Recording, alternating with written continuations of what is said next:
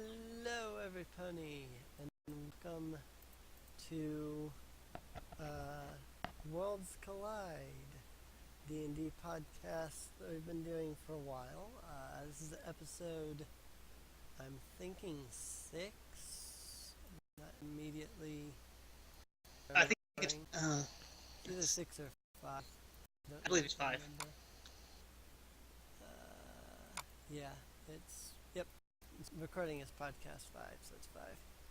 So, I'm hoping that the volume is okay. I had to buy a new headset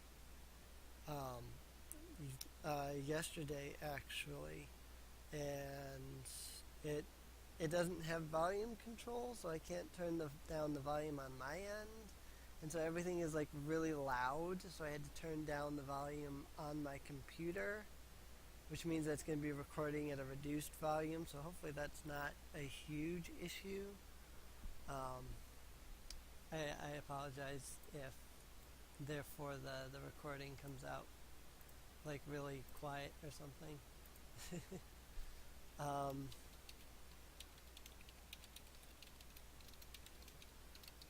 That said, we are, like I said, we are in episode 5. We're going to be performing a quick retcon of something once we get into the session. But before we do, I will let our party introduce themselves. We only have 4 out of our 7 players this week. Alright, everybody. And once again, Andy, the card man, is here starting us off as Dwyer Bone Crusher, your local, semi-friendly neighborhood wild magic sorcerer. Nearly got possessed last week, and well, I still have my wand of awesomeness. Yep. And I guess because we're missing Jean and Mia, that actually throws things over to you, Mark. Yep. Well, hello. I'm Prince Maximilian, effervescent charming. But you knew that already, didn't you? Of course you did. Yeah, I'm a fighter. I fight things. And whenever Holt is around, I slap him on the back. Because he's my special friend. Grin. And I think I know who the next 2 on that list will be. Anyways, I'm Miss and I'm playing Theta Phaser as per usual. Yep. Hello. You guys we're starting. He speaks. Sorry. Yeah, well, I drank a little bit last night, so I'm recovering from that. Although I am super now, we're playing Hope. Alright. That's all you're getting from me. Right. And as always, I'm Serene Inc., the Dungeon Master, and playing Anna, the girl from Mother 1. The powerful level 10 scion of the group. That said, as I mentioned, oh hey, hang on. We might have a 5th player.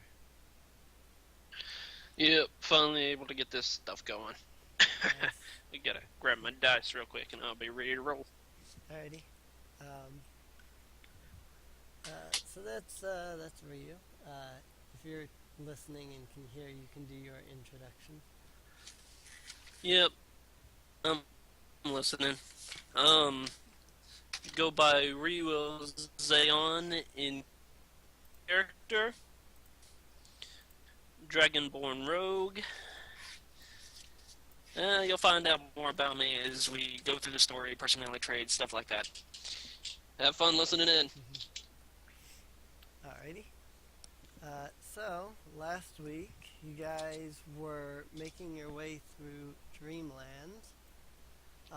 You entered King DDD's throne room, to which you found a pit fiend, to which I horribly I horribly modified the Pit Fiend by accidentally removing its immunities and resistances. Well, that part wasn't accidental. But I also forgot that it had a fear aura, and the fact that it could cast Fireball as a cantrip. So I horribly weakened the Pit Fiend from a CR 20 monster down to about a CR 5, in which case then the party halved his CR rating again because we had 7 people. So a CR 20 creature I accidentally reduced to CR 2.5. That said, I had last session, 2 weeks ago, I had the Pit Fiend kind of run away, and I decided to change that up. I realized that there are other generals that you'll be facing before you can reach the end, and that you'll have to actually defeat all of them. So it doesn't make sense for me to have one general run away, but then you fight all of the others. So that said, the retcon is basically that you guys get in here, you fought the Pit Fiend, you took the Pit Fiend down, to which King DDD was ecstatic to the fact that you defeated it. Unfortunately, after defeating the Pit Fiend, King DDD notes to you that Kirby is suddenly acting a bit strange. As you look over to the pink ball of cuteness, you notice that his eyes have turned a blood red color, and his pink skin is starting to change into this really dark black color. Kirby opens his mouth, and this massive snake of chaoticness, its body constantly changing. There's no rhyme or reason to this creature, comes out from it. It laughs at you, saying, you'll never be able to stop it and defeat it. To which Anna quickly opens the Rainbow Bridge, and you all manage to escape out through the Rainbow Bridge before the massive snake just erupts, I guess you could say. It kind of explodes. Its chaoticness spreads throughout the world, and you watch as the Rainbow Bridge behind you collapses into darkness. So essentially, we managed to beat the Pit Fiend with Charming heroically and bravely chopping off its head for justice, and then, the main boss showed up, started covering the world in darkness, and we pretty much initiated plan, run away! Right. Before everything turned into giant black pit of, oh crap. Yep. When one of you looks up to the sky, you'll notice a star blink out of existence when the Rainbow Bridge collapses behind you. You're now once again standing in the starry void that is the hub of the Rainbow Bridge, if you will. King DDD explains everything to you that he explained last time. And Anna begins to once again search for Mario's presence. After we dropped Deity off at Mushroom Castle, and we jacked it, and Charming jacked his hammer. Yeah, you drop King DDD off in the Mushroom Kingdom because it still seems to exist and be perfectly fine. You don't remember there being any demons or nightmares or anything evil there beyond, the standard beings of the world. And then you just kind of stay there in the Rainbow Bridge until Anna discovers where to go next. A short rest is had, and Anna points points the way further on. You each travel for a few minutes along the Rainbow Bridge before she once again opens the Rainbow Bridge into this massive island type thing. It's an odd little island because it's sort of like a massive mountain in the middle of the island. Like it's an island, but then there's like this massive mountain that comes up out of the middle of it. The even stranger part is it's very particularly shaped. In fact, you could swear that it kind of looks like the face of an ape. Dora's like, huh. We've got a mountain that's shaped like a monkey. Why do I get the feeling this is going to have too many bananas involved? It's a monkey mountain. What do you expect? Well, time to descend into this world. Yep. Venture forth, rally ho, all that sort of thing. Let's hope there's no let's hope that the darkness isn't near this one this time. So, down the slide we go. So, Geronimo. Alright. You all slide your way down the mountain.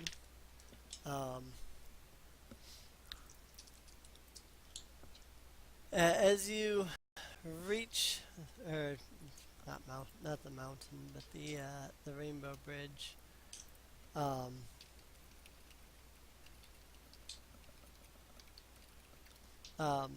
As you all reach the bottom of the Rainbow Bridge, you hear what sounds like a loud explosion noise not too far off.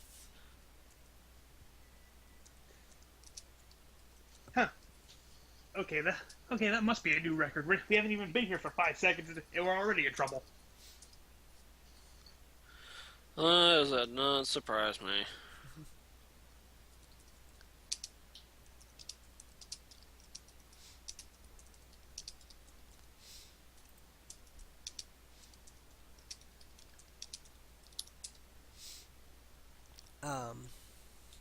Yeah.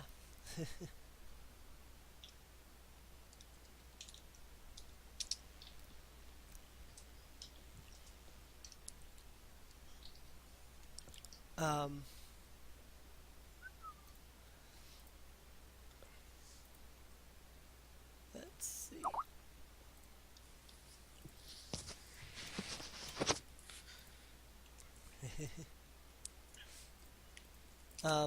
So yeah, you hear the explosion noise.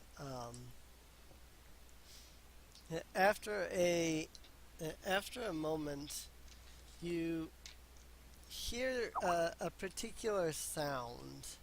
Hang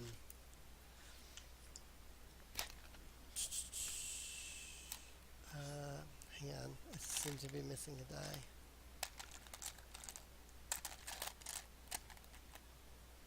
Yes, I am. There it is. I just noticed that I didn't have my d20s out. A little hard to roll for stuff when I don't have d20s out.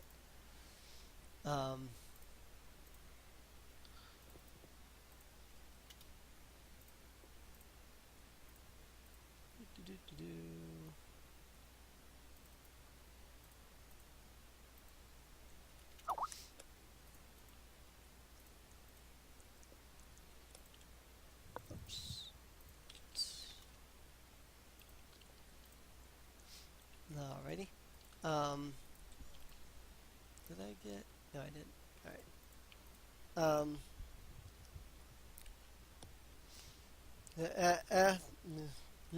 Sorry. So you hear the explosion noise. After a few moments, you hear the sound of an ape.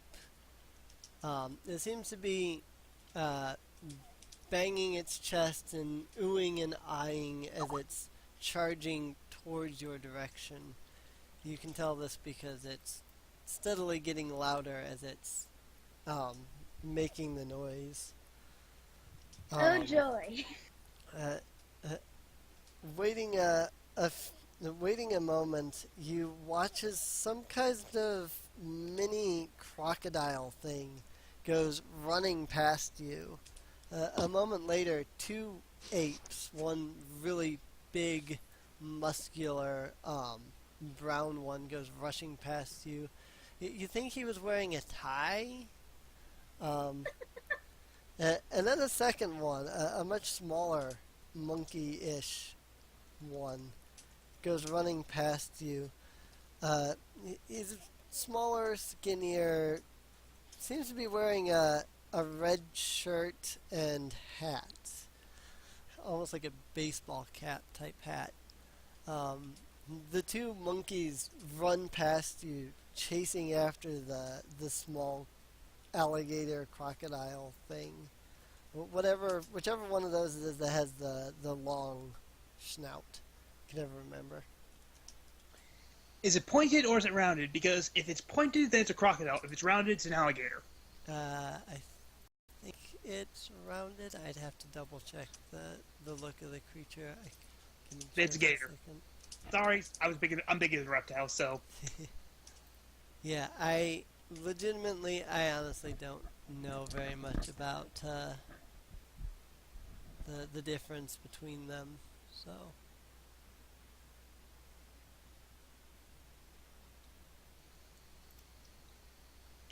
Anyway, in character. Yeah, it's rounded. Anyway, in character. Did anyone else see an ape and a monkey in clothing chase some sort of bipedal alligator? Yeah, I saw it, but I'm not believing it. Well, considering that the mountain's shaped like the ape's head, I'm guessing he's the good guy.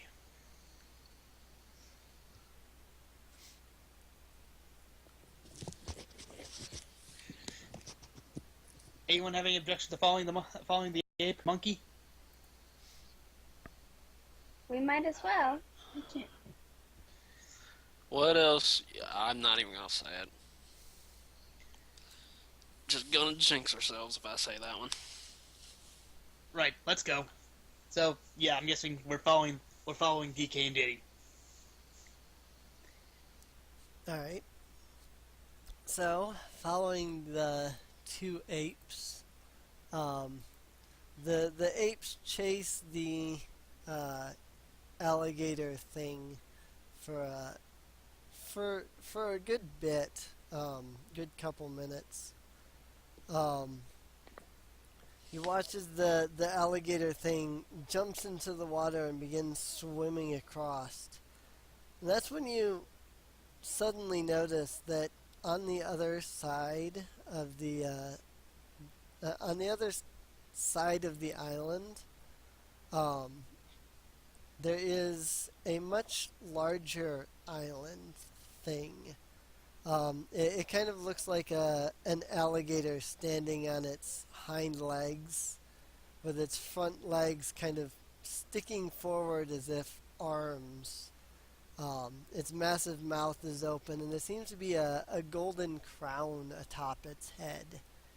It's absolutely huge, at least as tall as the mountain behind you was. It also looks to be completely made of metal. Huh.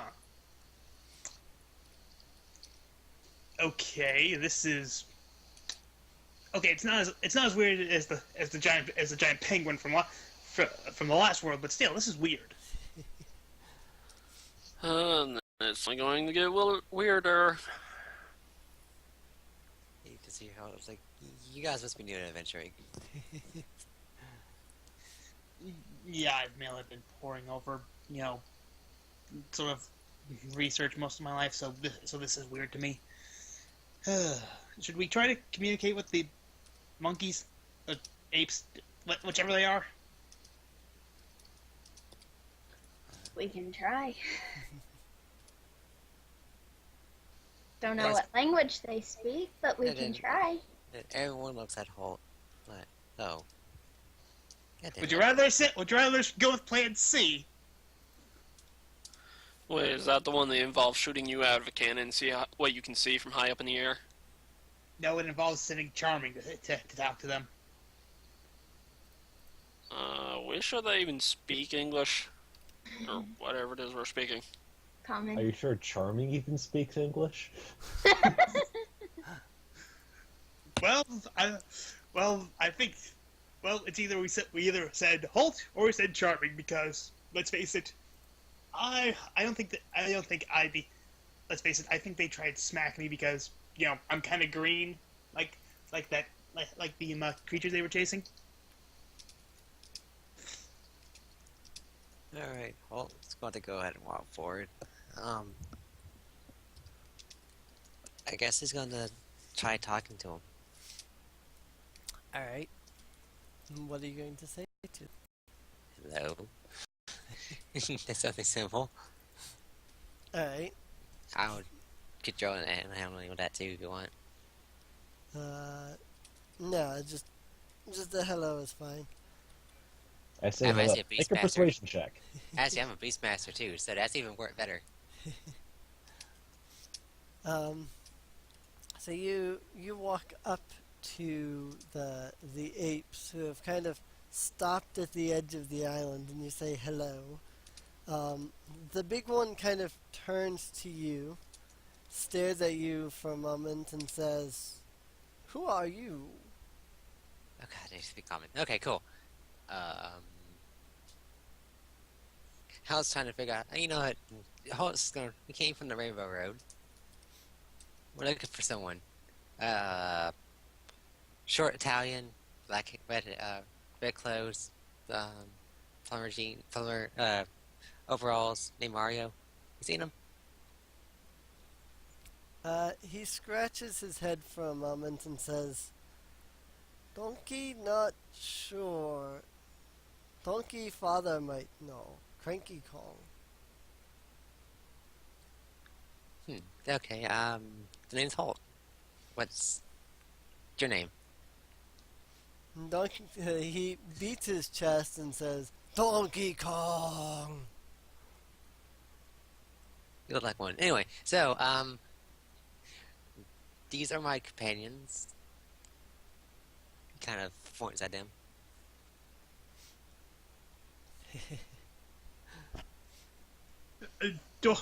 Dwyer's like, hi.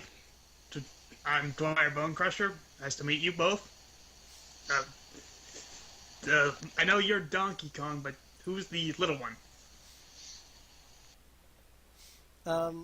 Donkey Kong is going to stare at Dwyer for a moment. After a moment, he points at Dwyer and shouts, "Kremling!" Oh, not wait. What's a Kremling? Orc. I'm half orc. Somebody help me! I don't want to... I knew this would happen. I knew this would happen.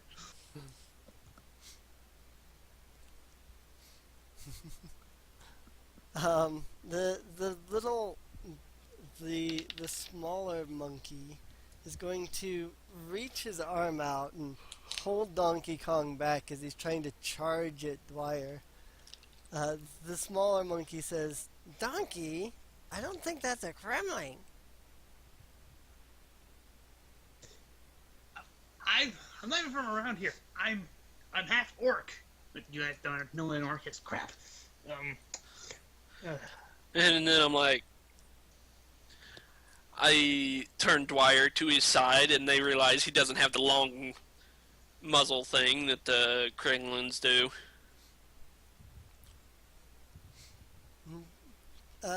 Donkey stares for a moment, and then he scratches his head and says, maybe Donkey mistaken. Looks like Kremling. Not have face like Kremling." Great. I'm being compared to the reptile, compared to the actual reptile. And it's like, yep, And watch it. I can always use a little fire on your rear end too, buddy. Yeah. Anyway, Diddy, Donkey, how about you take us to see this guy you called Cranky? He must be a barrel of laughs. Actually, Diddy never really said his name, but we'll just pretend that after all that, Diddy introduced himself. Yeah. Yeah. So you ask your question, to which Donkey nods.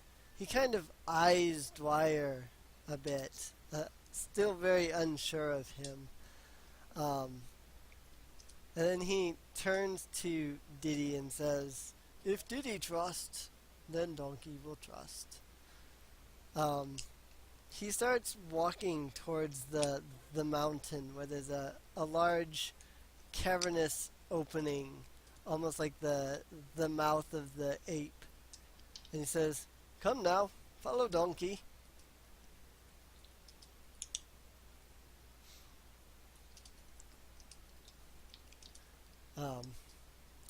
I've assumed that you follow, of course. What else are we gonna do? The monkey's the lead, and he's like, just don't throw any banana peels behind you. Well, we've been led by a monkey before, so this is nothing new. Yep, but the monkey before was at least wearing armor. I don't want to think there what you else is go. going on around here. Those sorts of jokes are the kinds of things you can make that Prince Charming wouldn't get. Right? It's charming. Of course he wouldn't get it. So, You just hear Holt. Will you two stop mucking around? Let's go. So Donkey leads the way. You follow behind him for a good period of time as he leads you through a series of twisting and winding caverns until you finally come to an odd sort of place. It's almost like an opening in the middle of the mountain. You can clearly see up into the sky, except that you're pretty sure that there was no opening in the sky. There are a few trees, and at the top of the middle tree, you can see a little wooden house. Not too far from that tree, there seems to be a large barrel that has kind of electrical, who knows what sits all along the edges of it. Bright lights say Cranky's Laboratory on it. Donkey Kong. I just kind of look at that sign and I'm like, really? What is this? The 70s? Donkey Kong kind of leads you towards towards the library, towards the laboratory, and leads you inside the barrel through a hole on the side. The inside of the barrel is full of all kinds of who knows what kind of laboratory equipment. Beakers with who knows what kind of chemicals, little electric spires, a TV that seems to be displaying nothing but static. Meanwhile, there's an elder monkey kind of sitting in a rocking chair in the middle, behind a desk in the middle of the lab. He's rocking as he's mixing liquids between beakers. As you enter, he looks up and stares at Donkey Kong for a moment, and then stares at you and says, Who are these people, Donkey?" Donkey turns to you as if expecting you to introduce yourself. Right. Hello there. I'm Dwyer Bonecrusher. Nice to meet you, Mr. Cranky. Or would you prefer Mr. Kong? Sorry, first time dealing with talking primates.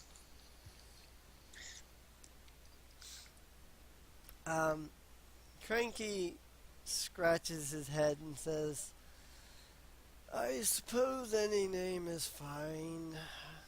You know, Cranky's not really my name. That's just what everybody calls me because I'm cranky. Then smack. Oh.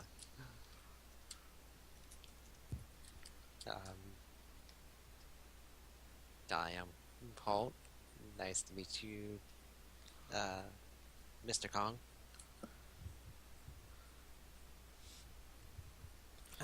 Cranky will nod towards you.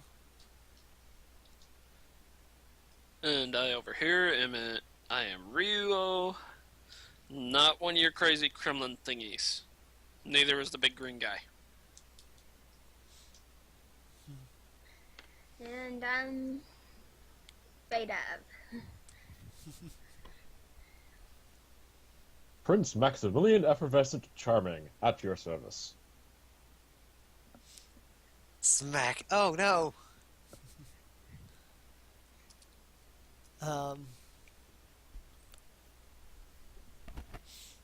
Cranky kind of nods at you.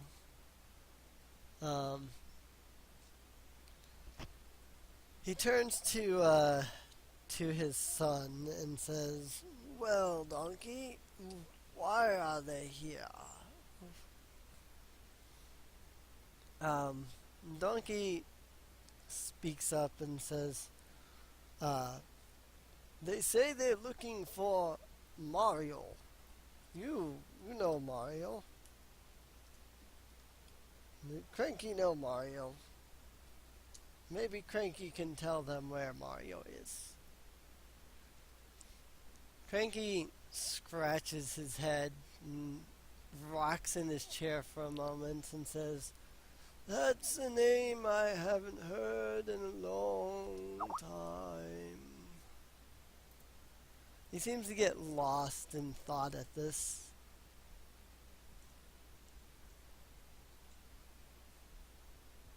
Wait. Exactly how old is he?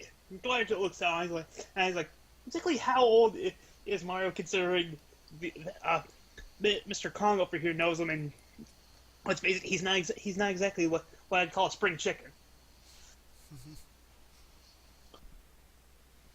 Anna will actually speak up at that point, and she'll say, This world is faster than some of the other worlds. The amount of time you spend here is the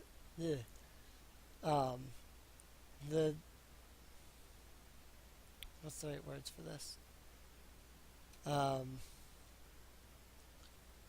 goes by faster in this world than it does in the others. Yeah, something like that. So basically, we could spend 3 or 4 months in here, and it'll be a couple of days somewhere else. She nods in response to that. Basically,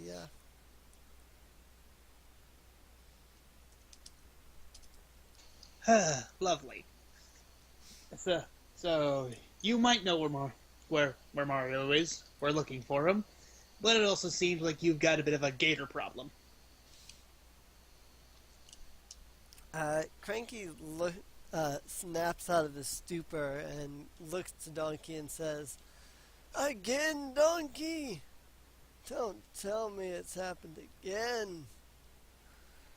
Donkey looks down to the ground with a sigh and says, Yeah. Cranky looks at the party and says, It seems like every once in a while those darn Kremlings come by. They steal Donkey's hoard of golden bananas. I don't know what they want with them. Wait. Hold up. Time out.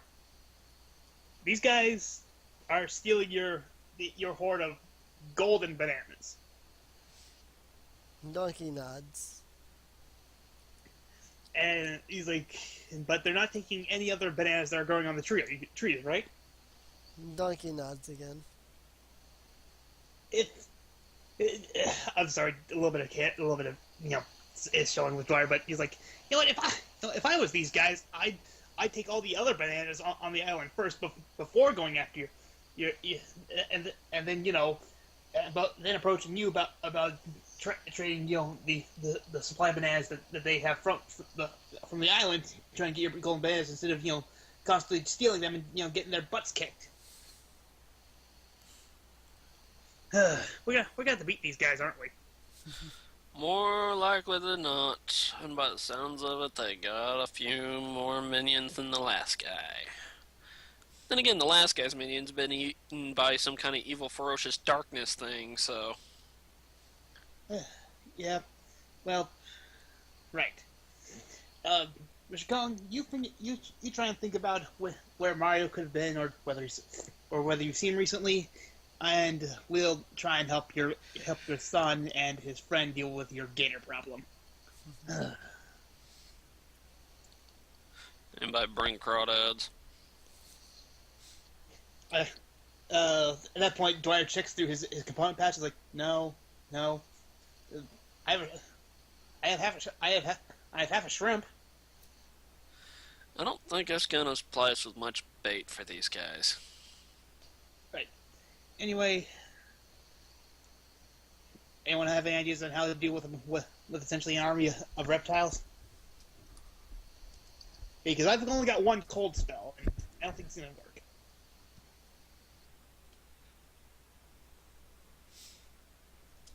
Well, I suggest I take my sword and I put it inside them.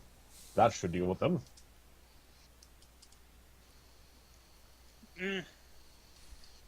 Sounds like our usual plan of action.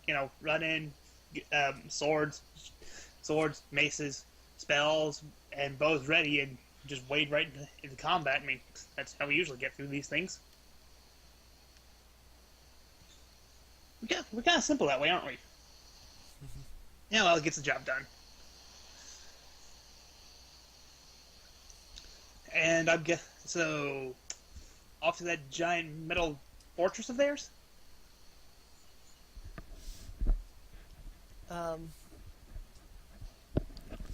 Donkey will nod, but then he'll think about it for a second and say, not sure where to go in Fortress. King K. Rool always change it on Donkey. Dwyer's about to say something. They just face palm. He's like, King K. Rool. Hope you want to field this one?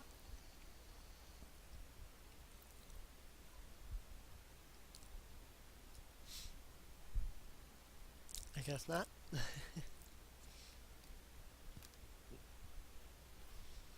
Right. So if he keeps changing up the layouts of his fortress or whatever every time that you go after him, how do you think we should not? Then he must have something to, so that his own minions know how to get through this damn thing.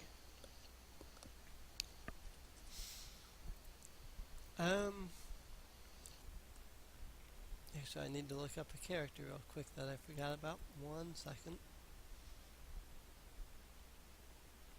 I'm sure I can find it in here pretty quickly. Maybe.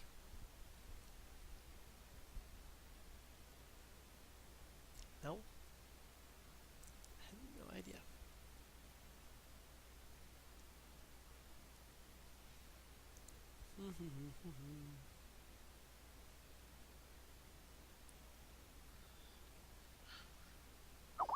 Yeah, they don't even have... I'm like looking at the Donkey Kong wiki right now, and they're missing a lot of information on it. which I find is quite odd. Hmm. Should we just go with the DK64 version of the castle?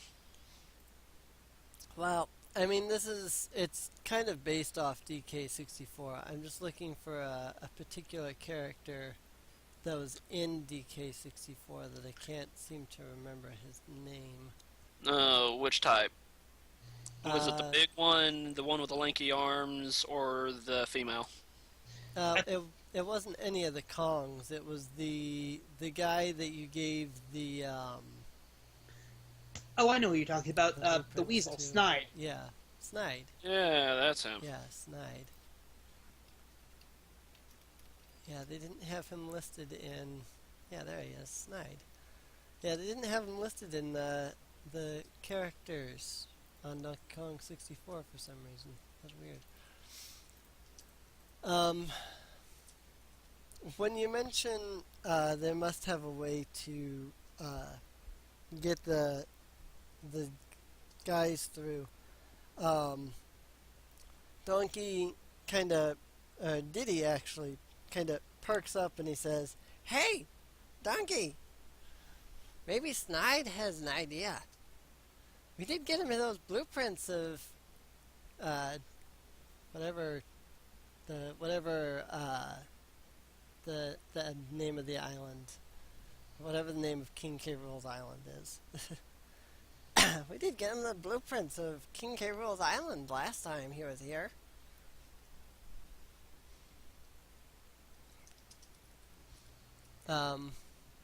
Donkey Kong will agree and will tell you that he will lead you to Snide and see if Snide can help you out.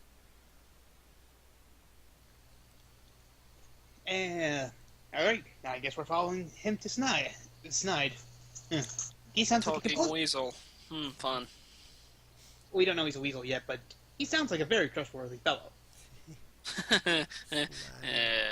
Yeah, he's a little snide. He's a little Snide.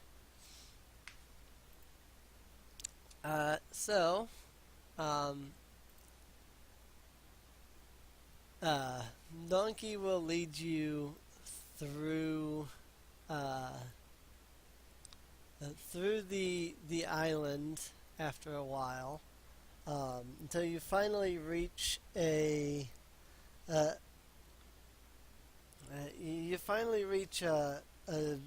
building that says Snide's HQ on it.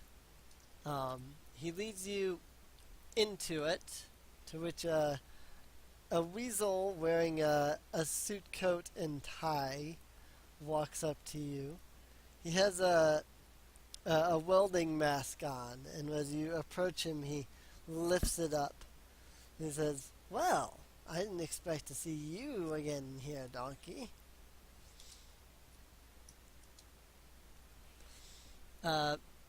Donkey will ask about getting you into King K. Rool's fortress, to which Snide will think about it for a moment, and he'll say, "Well, King K. Rool has likely changed up the interior like he usually does. But if you can find me the blueprints to it, probably held by the Kersplats like last time, surely I can help you. Figure out a way in and figure out a way to get your golden bananas back." Again. Yeah. Okay. Question time. What? I'm guessing what these Kersplat things are another one of these Kremlin creatures? Snide nods at this. Very, very powerful Kersplats. Some of King K. Rool's strongest forces. Lovely. With a name like Kersplats. Oh lord, somebody needs some better judgment in naming things. Yeah, well. What do they look like? I mean, I'm guessing they're going to be reptilian in nature, but Are they big? Do they what are their distinctive features? That's what I'm asking for. So I know exactly what if we run into one, whether we can search his pockets for blueprints, or whether it's just none of these base creatures. And how many would you be needing? Because I don't think one of them is just going to be holding the entire blueprints. I mean, if I was an evil crocodilian overlord, I'd split the map up. I'd split the blueprints up into multiple pieces. That is the question. Once again, that is not something they seem to have in here. Hang on. Oh, they're not curse blats, they're cuss blats. That's why I couldn't find them. Oy. I guess they call them curse splats after they've hit something. Snide will state that they are some kind of a great big blue pelican type creature. This is what they look like to me. They wear sunglasses, they wear black leather gear. They have long, like, feathers that stick out of the top of their head.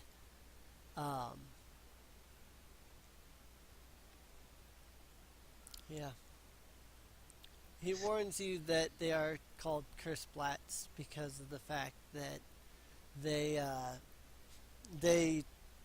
punch really hard and can splat you. Well, let me ask you this, Snide. Have they ever danced with a devil in a collapsing world? No? Advantage us.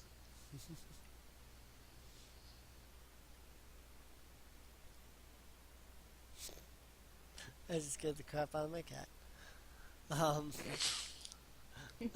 Smooth, bet it loved that. Yep. Well, like, my cat was, like, lying here, and he had his one leg, like, sticking way out in my face. So I went to push his paw aside, and I touched his paw, and apparently he was distracted somewhere else. And so when I touched his paw, he jumped to the other side of the couch. I was like, okay. I guess that works for moving it. Right. Okay, let's go look for some reptiles. Charming, as always, you're out front, followed by Faye Dove, with me in the middle, and Ryu and Holt in the back. And Anna in the middle. Yeah. Spellcasters in the middle, tanks up front, rangers in the back. Yep, standard roll.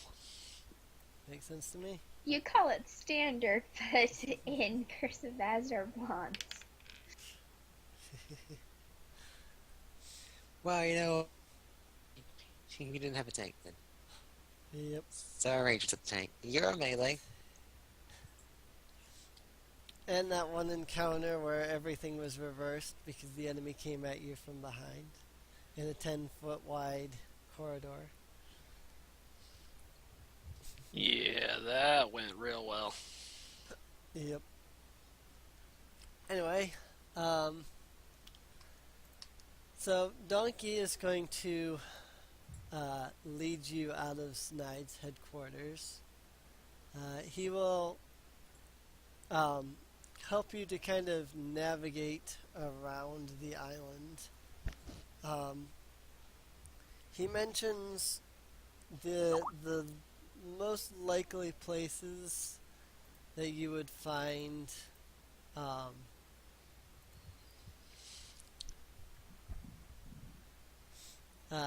he mentions the most likely places where you would find the Kasplats, pointing off to a large structure up on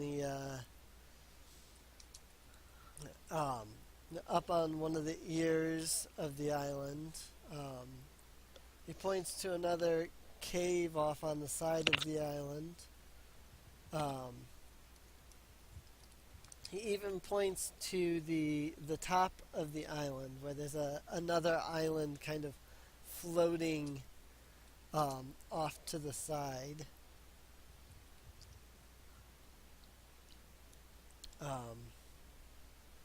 Yeah.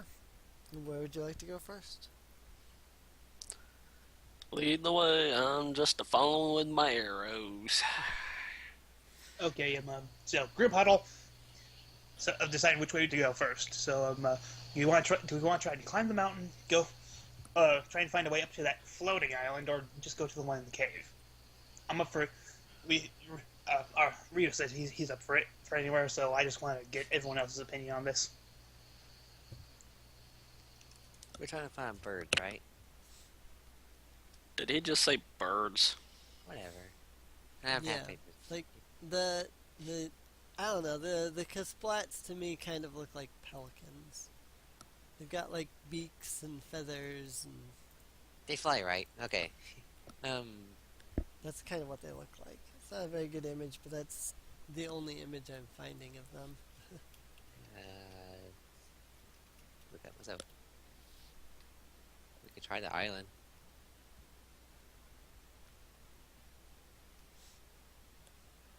Here's Getting a up to it would be interesting, but we could try it. Charming, on Fado, your thoughts? I'm fine with wherever we go. It doesn't really matter where we go, one way or another. We're going to end up running into something we're just going to have to beat the crap out of. I found something. This is Mario. What? Yep. Why does the Mario wiki have more information about Donkey Kong than the Donkey Kong wiki? Because I don't Donkey know. Kong originally was part of one of the Mario games where Mario would climb up those ladders and hit the barrels as Donkey Kong was trying to steal the princess. Yeah, but you would assume that the Donkey Kong wiki would have all of the information about Donkey Kong, but it's the Mario wiki where I'm finding half of my stuff. You've also got to realize most of the wikis are done by average Joe people, not actual gameplay people. Yeah. I was about to say that, actually. People who are interested... There are probably more people interested in Mario than there are people who are interested in Donkey Kong. So there's more information going to the Mario wiki than the DK wiki. I never played Donkey Kong 64, so yeah, this enemy's completely new to me. I'm like, what the fuck's this thing? I've never seen this before in Donkey Kong Country 2. Yeah. These are But anyway, from DK64. but yeah, time to ask Charming. What do you think? Where do you think we should go first? Well, if we're trying to find birds, then we should go to the highest place possible. Like the mountains, or that island, or whatever. Birds fly, so we should go high up. Yeah. All right. Okay, Donkey Kong. How do we get up to that floating island? Donkey Kong kind of smiles, and he points off to a large cannon thing that's sitting on one of the islands kind of adjacent to the main island. He says, "Jump in that." Is it safe? Charming is Wire. going to go jump It's in. Let's playing check C. Charming first. Yeah, Charming is all set and ready. Okay. Yeah. Driver's like, right, Charming. Because I know you're the most reliable, most dependable, and possibly the one, and probably one of the only two of us that can actually survive if that thing goes wrong. Why don't you have the honors of going first, my friend? He's already jumped into it. It's like, I'm already in there, guys. Yep. Yeah, you see Dwyer Yeah, about I'm the already same there. he's like, huh, I didn't even have to say anything this time around. Peace. Yep. Yeah, I'm definitely using the Super Mario wiki because it literally has 10 times the information. Anyway, it's not important. Hearing this, he just jumps right in. The cannon seems to move and aim itself towards the island as if by itself. In which case it then launches Charming off, sending him flying through the sky. Whee! It doesn't take long as you're flying to eventually land on the island. You kind of scuff along the ground for a moment as you tumble and whatnot. Then you stand up perfectly fine. Well, that was fun. I want to come here too. Well, You just see how it go. I'm a lot lighter than him. okay, I'll go next because I'm lighter than him. So if I survive, I'll get. Then we'll know it's safe. Then again, I can survive mortal damage at least once a day. So, Before Hulk was like completely flying over the island because he's lightweight. Oh god. But yeah, Dwyer jumps in the cannon, totally regretting his choice of going up here first. Then I just kind of look in the barrel before he gets fired. He's like, wasn't this one of the other plans I just mentioned earlier today? Bite me. And I'm like, I don't know where you've been. No thanks. I pull myself away from the cannon and just light it and send him flying. Yep. So the cannon actually aims and fires itself. But yeah, he goes flying through the air before finally landing on the island, just as Charming did. Kind of tumbling and everything as he lands on the island, but then stands up straight without any issues. Dwyer actually yells down, "Adjust for your weight. You don't need to worry about it. Also, that was fun." Alright, Hulk's going to unstring his bow and then get in. Alright. Because that's a smart idea, tumbling with a stringed up bow. Right. Alright. You get launched off into the air, tumble as you land on the island. Made it.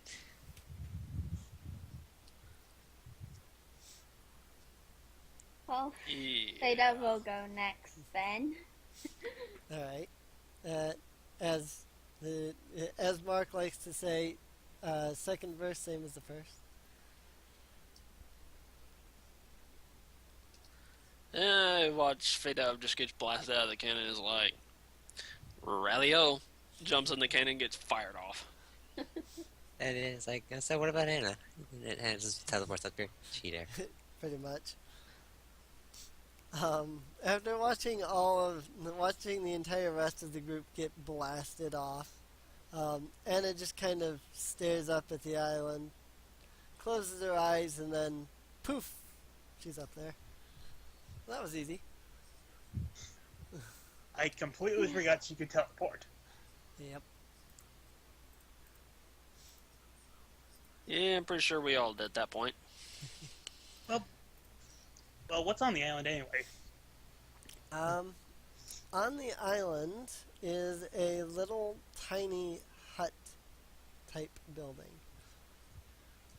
Beyond that, there is nothing else on there. Okay. Nothing else Let's about the hut? investigate Let's the go in the hut. Alright.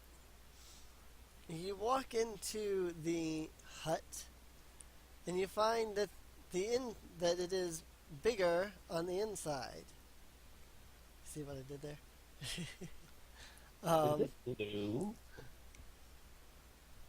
You walk into the hut, and you find yourself in a massive mushroom forest. I'm like, the deuce is going on here? Dwyer, did you cast something again? Hey, I haven't used magic yet today. And trust me, I would have known if my magic would have surged. Trust me.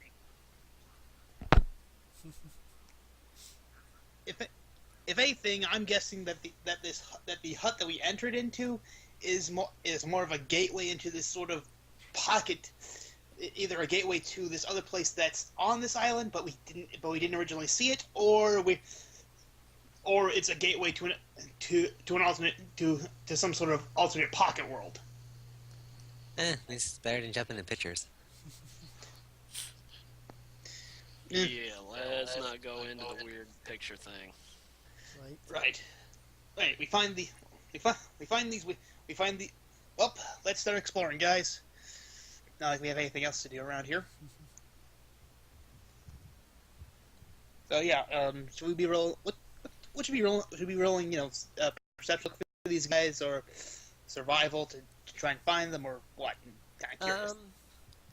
Finding them is pretty straightforward. You would just kind of wander around until you found them. As for wandering through the forest is full of massive mushrooms everywhere. There are massive trees everywhere, but then in the clearings of the forest, there seem to be these massive mushrooms. As you're kind of wandering and exploring the area, you hear a loud... what's the best way to put it? Basically, you hear something shout out, splat! And you feel a kind of a shockwave seem to go through the ground underneath your feet. What was that? I'm guessing that's what we're looking for. So in other words, follow the tremors and follow the thing going splat. Onward ho.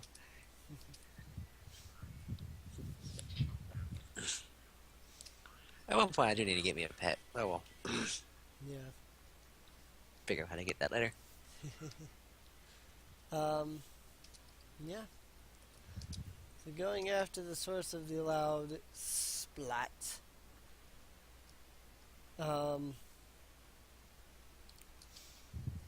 As you kind of walk towards where you felt the shockwave originate from, you notice exactly what Snide had mentioned.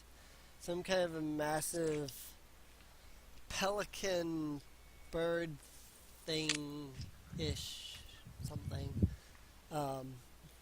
Feathers coming out of its head, long beak, sunglasses, leather outfit, the works and all. It seems to be looking at a beaver in which it's got one of its fists held back and it's getting ready to punch the beaver in the face.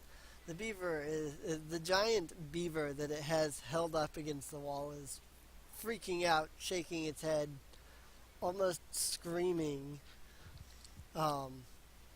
Before you can react, the creature smashes the beaver's face in, and you feel a shockwave go through the ground as you hear him shout, "Splat!" Oh dear. You just hear, okay, Charmin, go ahead and go. Dude, just kill a beaver. Why you kill a beaver?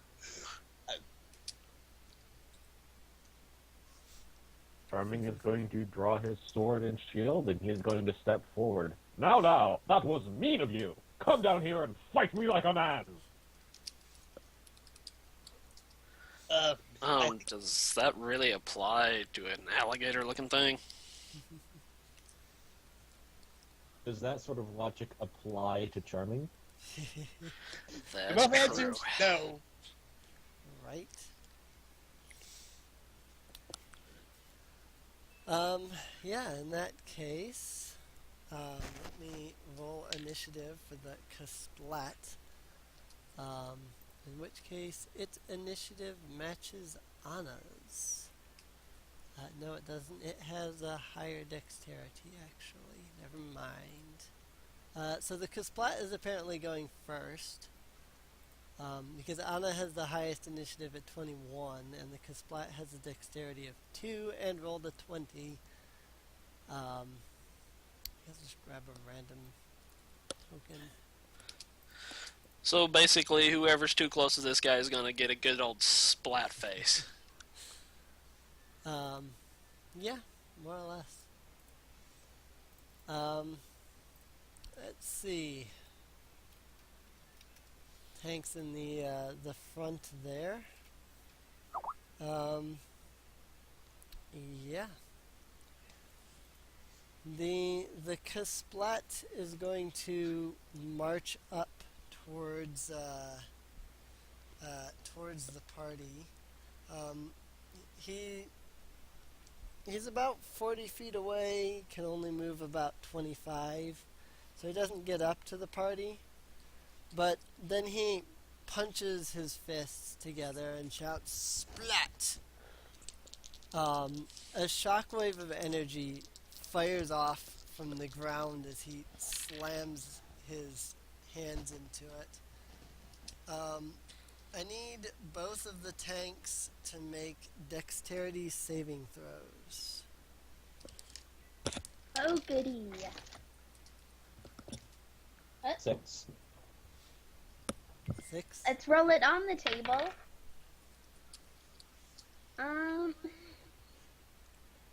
That will be a 14. So 6 and 14. Alright.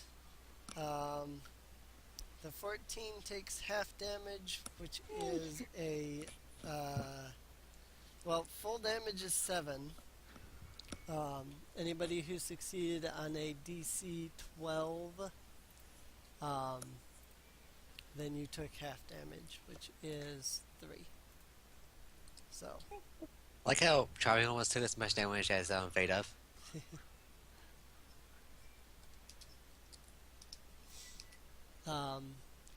And that's just kind of force damage in case damage type matters. Is it magical? No, it's more just like you got hit by like the shock wave, kind of the edge of the shock, the like dangerous part of the shock wave, I guess. Okay, so it'd be bludgeoning rather than because force is magical. Oh, okay. Yeah, it would just be bludgeoning. Okay, do that.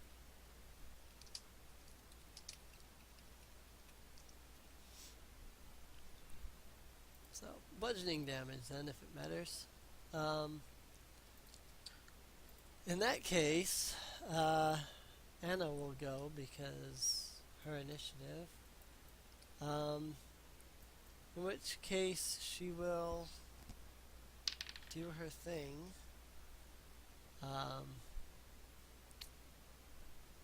That will hit. In which case, it's not that die, it is this die. Okay. It takes a whopping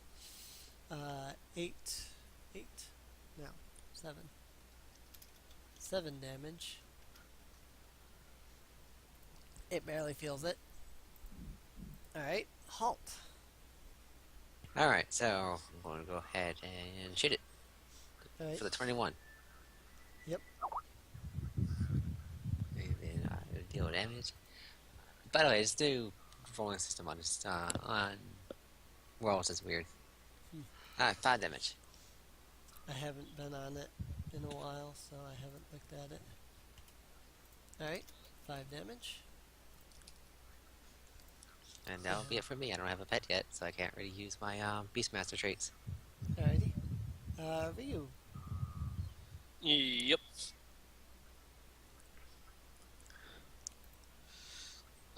Crit. Alrighty. Crit plus the sneak attack for my arrows. Yep. That's 4 die, and if I'm not mistaken, there I got another die for the sneak attack at level 3, level up for Thief sub, the archetype. Well, actually, There's that. I was actually gonna say, you don't get your sneak attack damage because there's no one within 5 feet of it, and you didn't act before it, so it's just the 2d6 this time, man. Yeah. Oh, okay. Yep. Unfortunately, you wouldn't get that. I thought it would since it would be my first move, but Yeah, it has to be before it moved, or before its first move. okay. So, One of those things that would have been interesting to know beforehand. yeah. Ah! Crap, my D6 flew away! Oh, gotta re-roll that because I have no idea where that thing went. Alright. There's one. And there's another. That'd be 10 damage altogether. 10 damage? Alrighty. In that case, Fate of. Alright. So, I'm just gonna do Sacred Flame. Alright. Ooh, nice. So, dexterity saving throw for him? Dexterity saving throw. 16. Dang it, he saves. And I rolled max on it. Philly. Oh, that's it for me. Alrighty. Dwyer.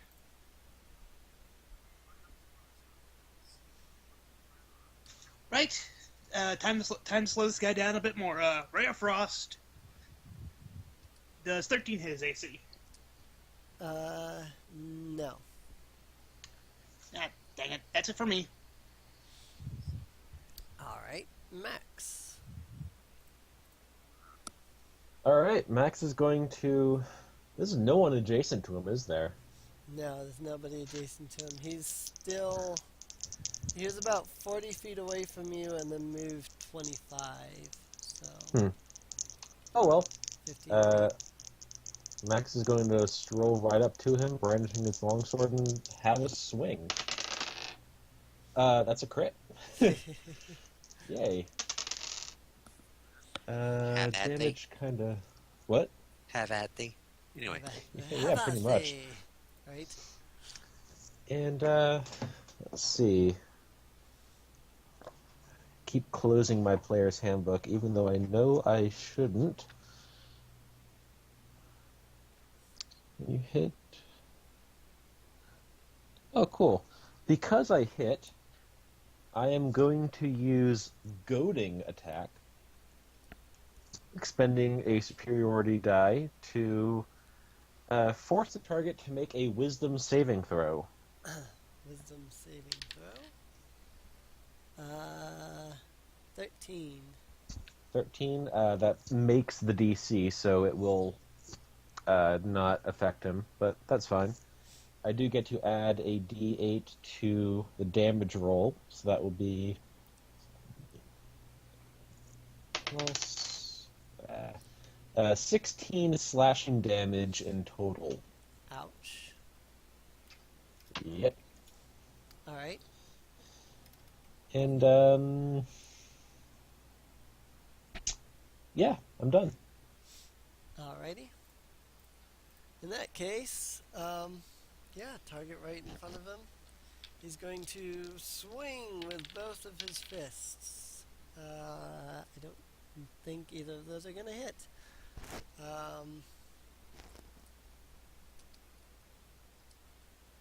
I got 13 and 15. Nope. Didn't think so. He shouts out, "Splat!" And then hits... I shout out, "Shield!" Yep. It hits Charming Shield with both of his fists, and then just kind of shakes his hands because that hurt. Yeah.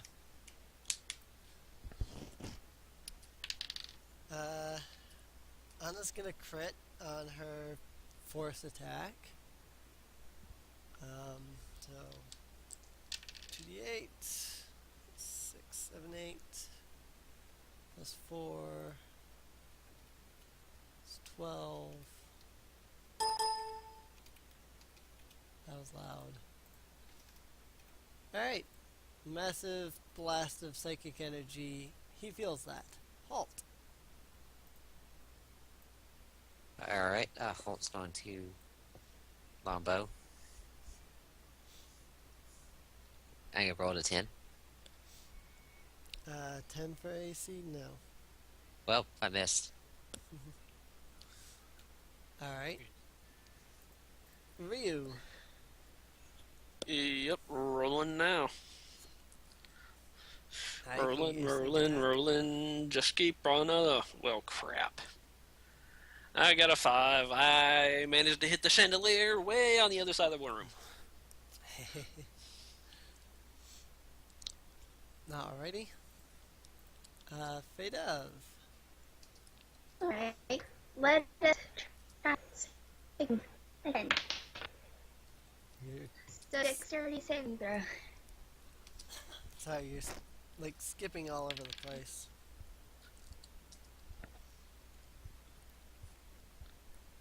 Um. 14. A 14 just barely saves. That sucks. Well, with a save of 13. Yeah. Gotta hate those monsters with high enough dexterity to Yep. make those saving throws. That's it for me. Dwyer.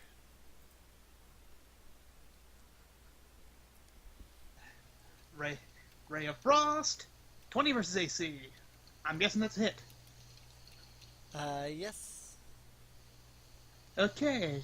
So he takes 4 cold damage and his speed is reduced by 10. Alright. I don't think that'll matter, but yeah. His Charming's probably gonna kill him this round. Yeah, but still. Yeah. Charming. Clark shouts, Charming, finish him off! I'll try. So, swinging. Ooh, that will be a 17 to hit. Yep. And 13 damage. Rolled max on that one. Yep. That's definitely gonna take him out. Foul bird! Wait, were we trying to keep this one alive? Check his pockets! And bring me back a tooth of that thing! Going to check its pockets. Alright. And ignore the fact that birds have teeth. Or not.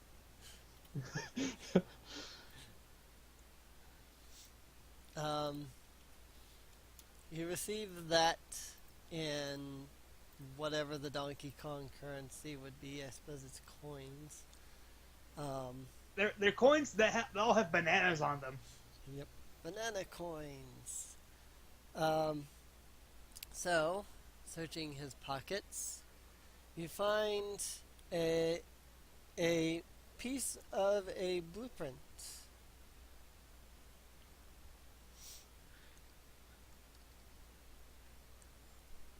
Charming is going to give that to someone who's smarter than him. Halt! What does this mean? I was gonna look at it. I guess this is part of what we're looking for. Oh, so this King K. Rool guy is as smart as I thought. Is at least a bit smart. He did split up the blueprints between multiple forces. Gotta give him a little bit of credit. Yep.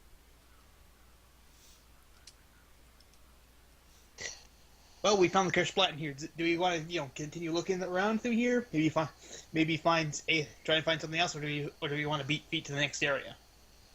Because as much as you guys probably don't want me to, I kind of want to start to harvest stuff from here.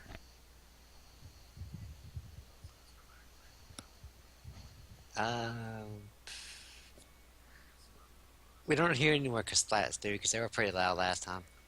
Yeah, they were pretty loud last time. So, you don't hear any. Charming's going to go over to that beaver. Is it okay? No. Charming is going to check its pockets. Do beavers have pockets? What the hell is a cursed splat? And it has pockets. Well, it had leather. It had a suit of leather on. That's why it had pockets. Why can't a beaver have pockets? Trevor saying, "Oh, where's the pockets of this thing?" We're on an island floating around a mountain that's shaped like a donkey's head. That's shaped like the head of a monkey who's named after an animal that it isn't. Right? And you're asking me if a beaver has pockets? I'm going to say, sure, why the hell not? Right. Uh-huh. Right. What, this is like the joke I made in one of my webcomics where it was like a D&D campaign and they fought a shadow thing and then the DM rolls for loot and the character's like, all we got is 3 copper. And the DM goes, yeah, all you got was 3 copper, but where would it have stored that 3 copper? I don't make the rules. I just roll the loot dice. Dwyer goes over to Charming, passes back. He's like, don't worry. Like we'll make sure that none of these that any of these beaver get hurt again. Then Dwyer proceeds to take its teeth.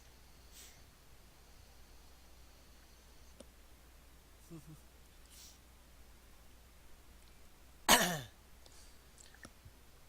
want to say something like, Charming pets the beaver a few times before leaving. But, I don't know. You're saying, "I will revenge you." I mean, you could. Its body is still intact. Its head has just been splatted. That's all.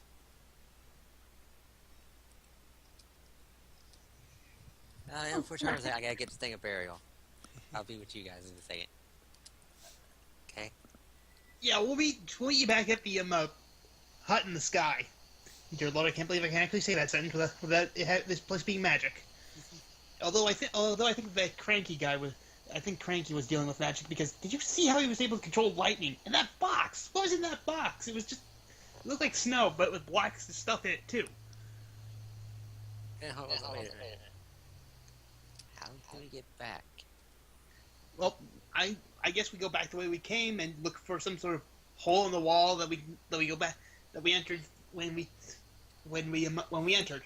You know. No, I mean the cannon. Oh.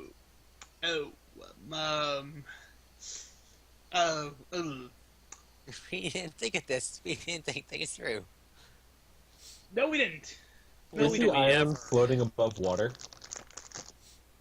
The island is floating above water. Anna would wave and say, I teleport. Oh, I forgot about you. Oh yeah, I'm sorry, Ed, but you don't use that ability enough. We keep forgetting that you can teleport. So yeah. Oh, problem solved. Let's go back down then. Yep. Yeah, so you can just teleport us out of here, then teleport us to the ear. I can't believe we're teleporting into a giant stone head of a monkey's ear. Yep. Alright. Anna has everybody hold on to her hand. She closes her eyes and teleports you all the way over to the ear with the little almost Egyptian-looking building on it. Huh. That's okay. First off, that's teleporting is cool. It's like an instantaneous translocation or something. But second, Mission. a pyramid. Anyway. A pyramid on the ear? Huh. Oh well. Is there a way into the pyramid? Pyramid? Yeah, pyramid. No, an pyramid. Pyramid. Is there a way into the pyramid? Into the pyramid. I'm not touching that one with a 10-foot pole. There is a way into the pyramid. There's just a large, like, archway opening thing. Right. Let's enter the pyramid. I'm sorry, but now that we've named it that, I'm sticking with it. You step into the pyramid to find that, in fact, it is also bigger on the inside. You are now in a massive desert. Okay, who brought the sunblock? Oh, look at me, man. Because it is a massive desert, you can see in every direction for quite some ways. Inside of the pyramid is a pyramid. You can hear a creature shouting "splat" all the way over by the pyramid inside the pyramid.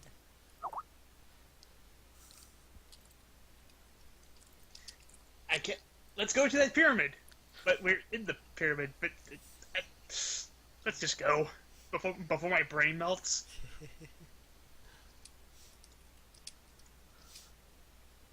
Took all more already melting. Don't feel bad.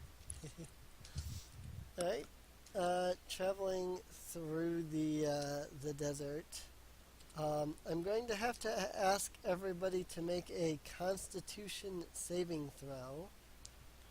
Yeah. Also, an insight check. Constitution saving throw is like from the decks, right? No, it's Constitution. Right.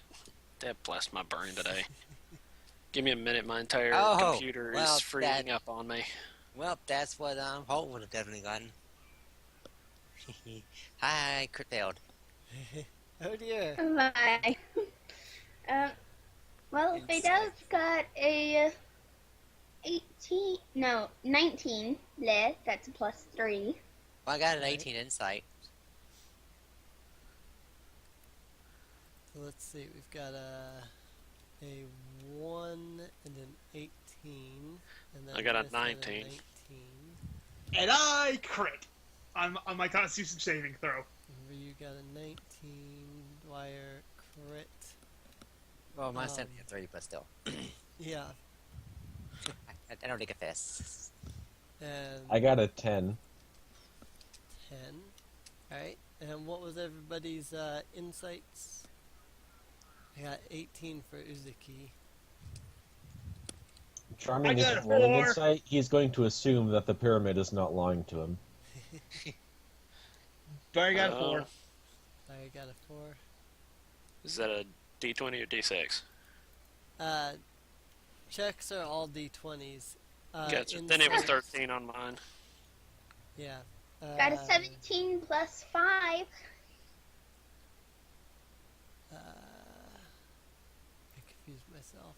So that'll be a 22 for Fidel. And then a 15 for Ryu. Alright, and why Charming isn't doing an insight. Alright. That said, those that did not beat the DC 14 Constitution saving throw, you all gain 1 level of exhaustion from wandering through this desert for what seems like ever. It feels as though the desert just seems to continue on endlessly.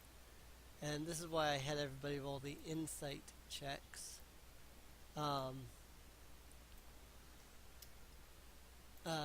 In this case, Halt and Fadov, the two of you, as you're wandering through the desert, the two of you are going to notice that Um, the sun seems to be in a different position than you would think it should be. In fact, it seems odd, to be honest, that you're in a desert and that there even is a sun, considering this was in a pyramid as it was, with no ceiling.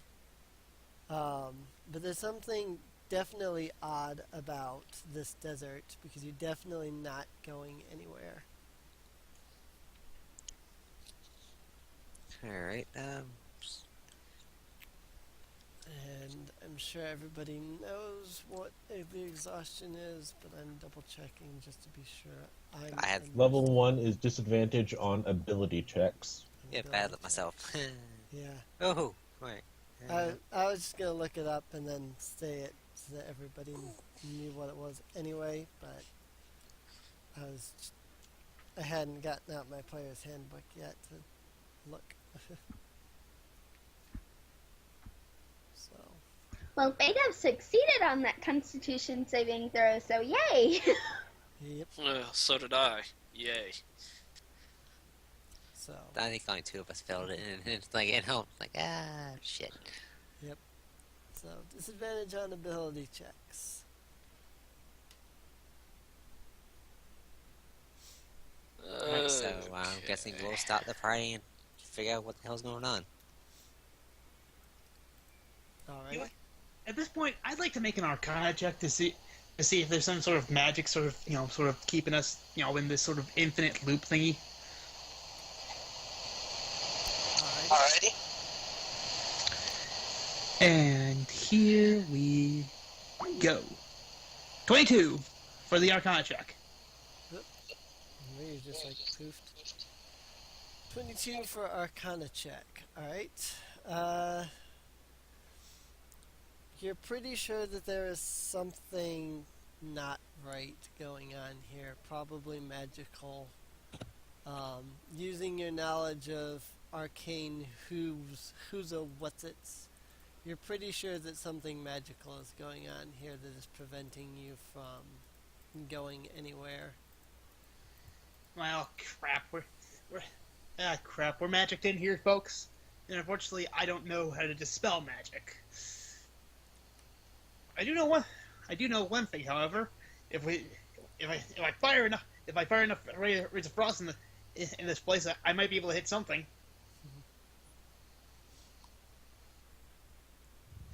I'm sorry, but if I can't understand it, I'm either going to take it apart or blast it until it's no longer in my way. That's just how I do things, people. Any objections to me lobbing cantrips every which way?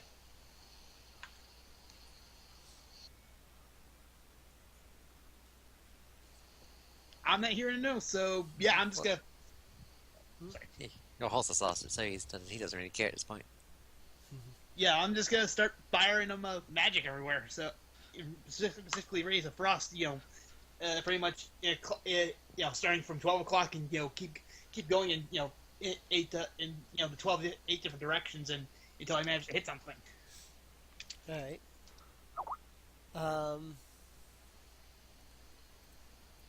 You lob Ray of Frosts forward.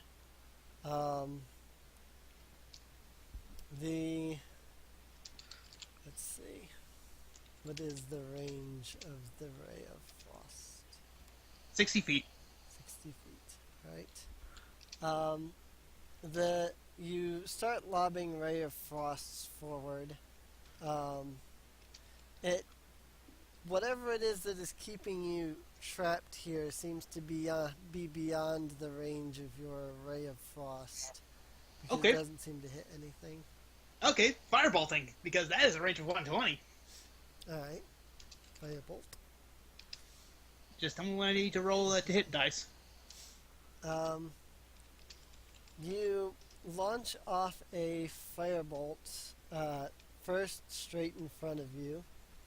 The firebolt flies forward for a good ways, and then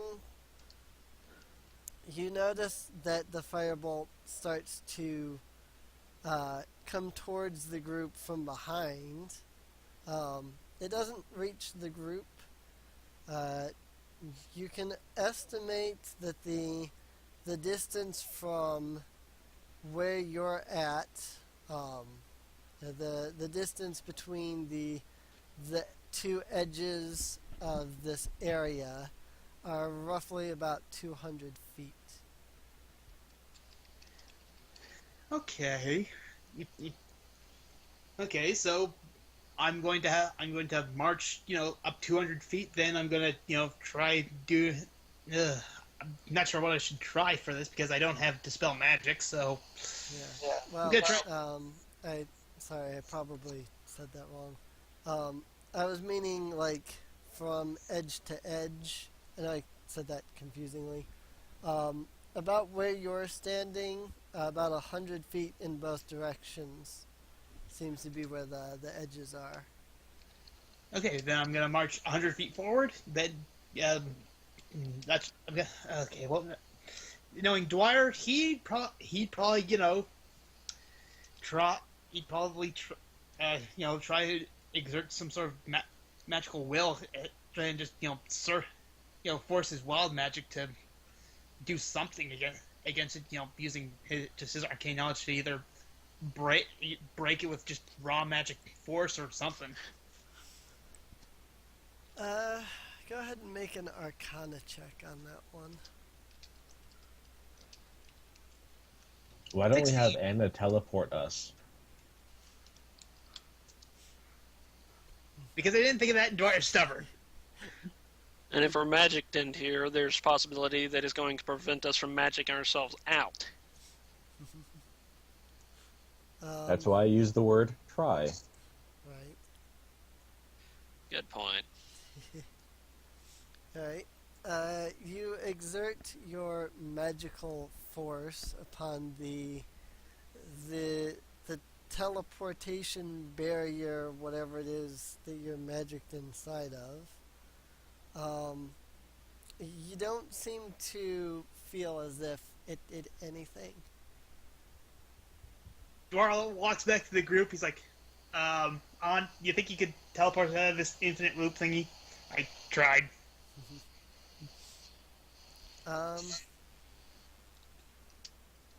Anna kind of looks around for a moment, and then she disappears, and then she reappears where she originally was. She shakes her head and says, "Unfortunately, the barrier is preventing her from teleporting out as well." She tried to teleport to the pyramid and ended up hitting the barrier and then bouncing back to... well, not really bouncing, but sort of teleporting to the other side and then onto the ground in the middle of the group again. Essentially, she tried to get past the barrier, then it slingshotted her back. Right, essentially.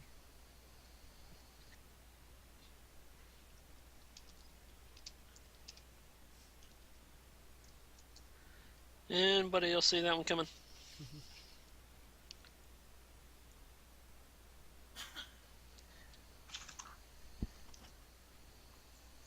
The only other thing I can think of is trying to, make a perception check to see if we could spot anything that's sort of, causing this teleporting field crap. Because if it's some sort of inorganic material, then I've got a way around it. Although I'm gonna want everyone to, keep at least 30 feet away from me when I try my plan. All right. Well, you want to make a perception check? Everybody wants to make a perception check. Whoever wants to make a perception check.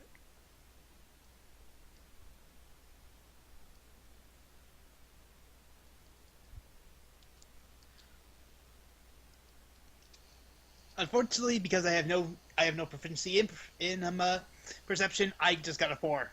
The heat and the sort of being unable to fix this with magic or the teleporting plan got me really frustrated. So not really concentrating. Well, I rolled a 2 with a +5, so 7. 7.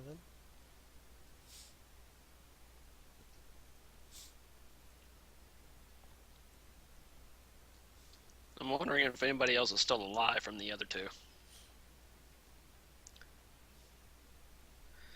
I'll take a roll and stab at it. Alright, Would a crit help? probably.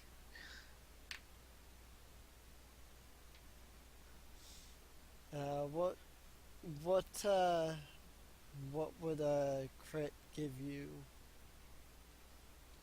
I mean, obviously it's 20 something.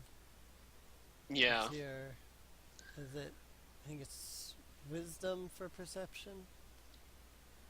Well, this is me still trying to pull up my Yeah, it's wisdom. page that gives me all my details. My computer's been acting stupid ever since I started the call. That sucks. Yeah, it was dropping the call a little while ago, too. It's finally getting itself where it's supposed to be. After, what, an hour and a half? Right. Well, whatever it is, it would be above 20 anyway. So basically, you start to, seeing all of this and whatnot, you start to kind of look around. You notice that there is definitely something glowing in the sand beneath you. You kind of didn't notice it at first, but now that you're really looking, now you're noticing. I looked down at looked down and I was like, how the crap long has that been sitting there? About how far down is it? Well, whatever it is, it's buried under the sand. Essentially what you're seeing is kind of a glow coming from underneath the sand. It's very faint. And he points it out to us, right? So my question is it more than 60 feet under the sand?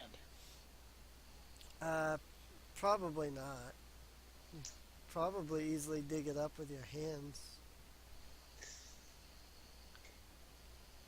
Okay. Everyone start digging. Not much choice, is there? Dig, dig, dig, dig, dig, dig, dig, dig, dig, dig, dig, dig.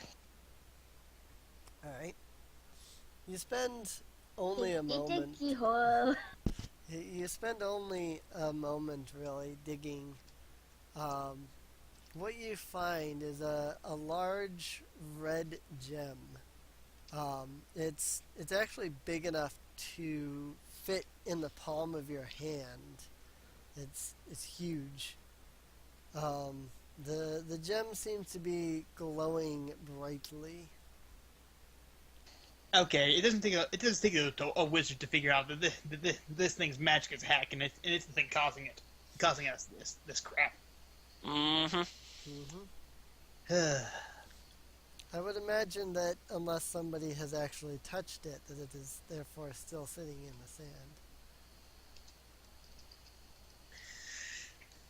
I remember the last object I touched. It tried to possess me, so someone else can touch it. Oh, charming. I'm pretty sure whatever it is can't possess your mind. Narrow-minded thinking, one-way track. I'm pretty sure you're safe. Charming is going to draw his sword. He's going to walk over to the gem, and he's going to attack it. Do I have advantage because it's prone? Sure, why not? All right, that's a 19 to hit and 6 damage. Alright. It doesn't seem to do any visible damage to the gem.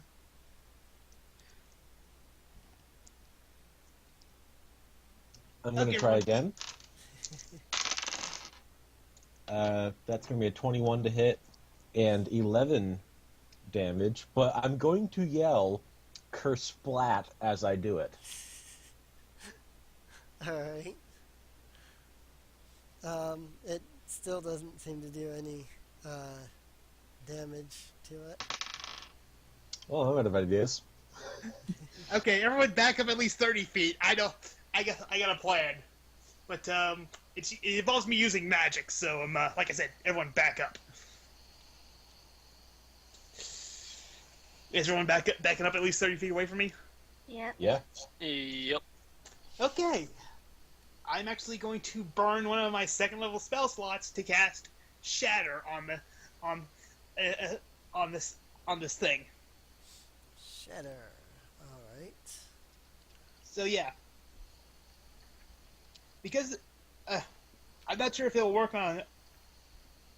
I'm not sure if it'll work on not this magical object, but I know at least in the spell description it says that non-magical objects that aren't being worn or carried take damage if it's in the spell area. So I'm guessing if it takes damage is up to the DM's discretion, but I don't think it can make a Constitution saving throw.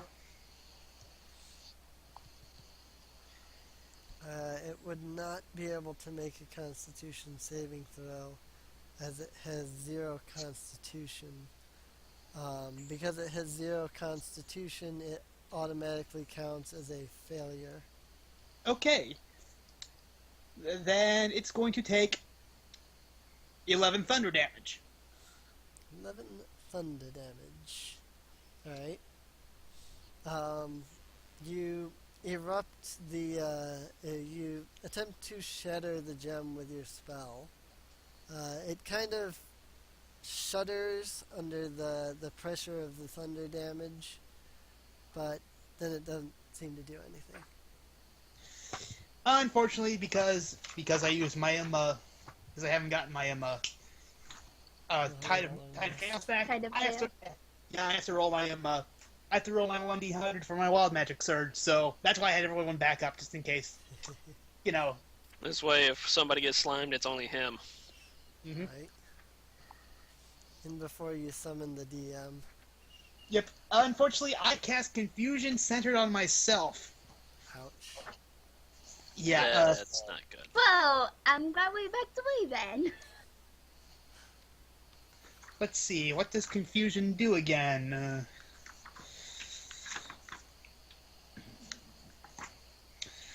Okay. Let's see. It's a 10-foot radius. Okay. I have to make a Wisdom saving throw against myself, and I have to beat a 12. And I have to beat a DC of 12 in order to, or in other words,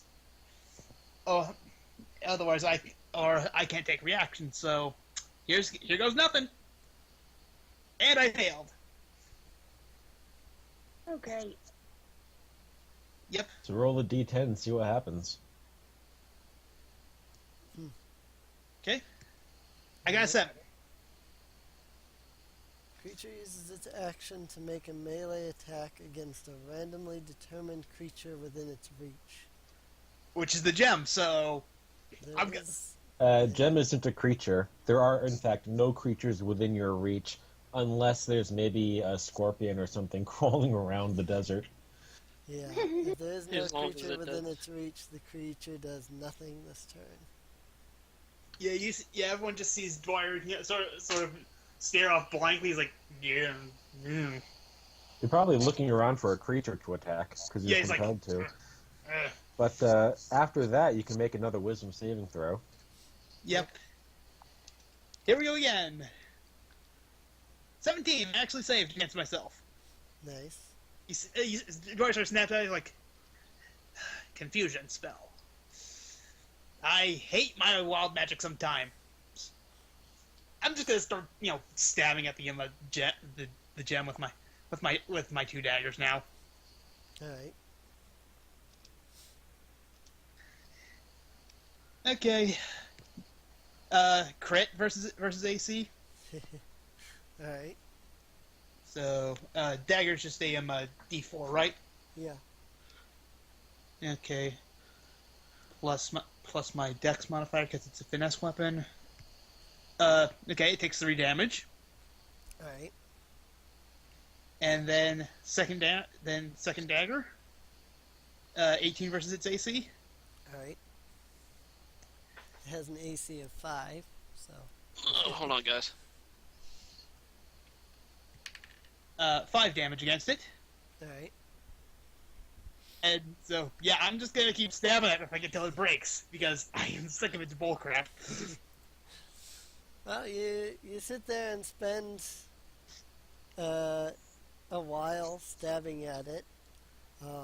It doesn't seem to do anything when you continue to stab at it. It just kind of sits there. Eventually, Dwyer's like, okay, you can come back. I got nothing. I tried spellcasting. I tried shattering it. I tried stabbing it. I'm out of ideas. I mean, Dwyer's actually just gonna kick the thing now to see if it does anything. If I kick it. Alright. You want to make a strength or dexterity attack against it? Yeah, go ahead and make a strength check on it. Okay. 19. Alright. You kick the gem and it goes flying into the air and then kind of rolls along the ground for a moment.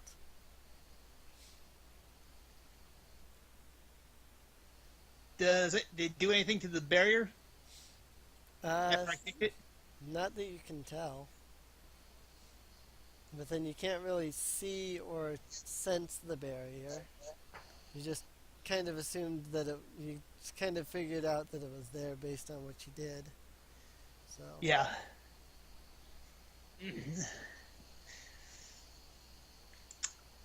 Yeah, because I'm out of ideas. I mean, I tried using shatter on it. I've tried stabbing it. Yeah, I'm out of ideas, people.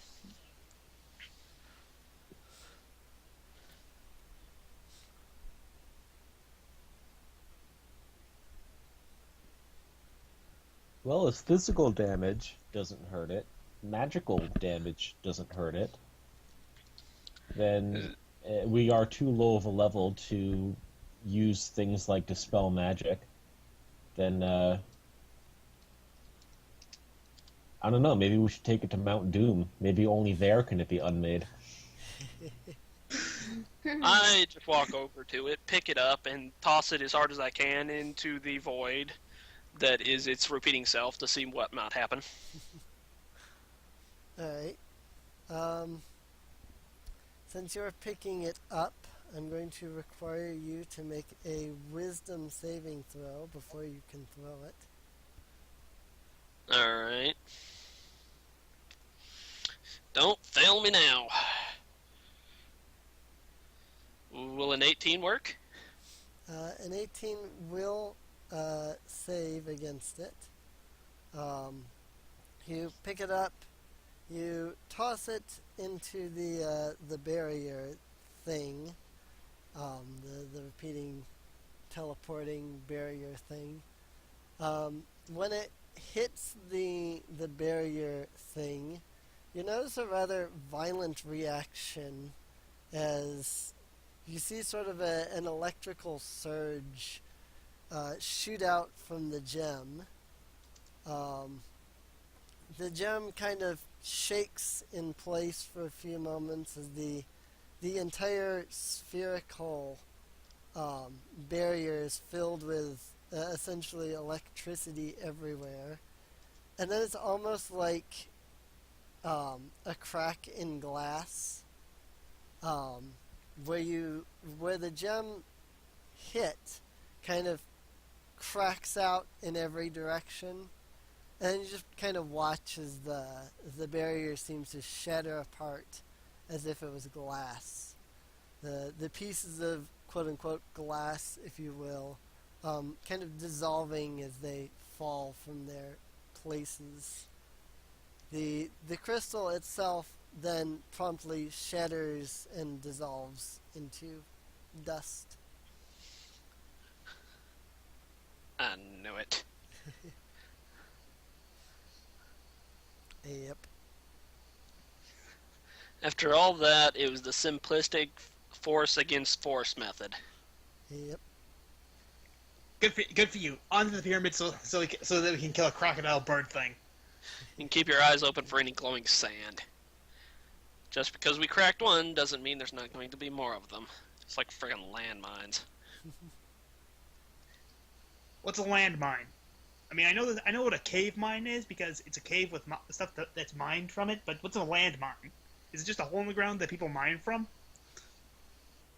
No, it's a little trick of the rogues. We set up little explosives with triggers. Somebody steps on it, kabloom! And you people call me crazy. Hey, it's good for taking out the guards on a really expensive cruise ship. Do you know how much money they have on those things? Anyway, pyramid now. Alright, marching on further into the pyramid. You reach the door of the pyramid, and there stands the Cusplat. It seems to be bored. It's just kind of kicking the ground as it's kind of walking around. So it hasn't noticed us yet. Has not actually noticed you yet. I'm assuming that you guys are, still further off. You're just noticing it as you're coming up towards the pyramid. So. Dar's like, okay, if we try to be sneaky, we might be able to get the drop on this one. It hasn't noticed us yet. Okay, so as many arrows in the head before we get there as possible. Yeah, pretty much. Holt, Ryu, get your bows and arrows ready. Me, I'll throw as soon as it comes within range of my ray of frost. I'll freeze it. Then An can do whatever she wants, and Charming and Vadov can rush it. Sound like a plan? Yep. Alright. Alright. Alright. Then in that case,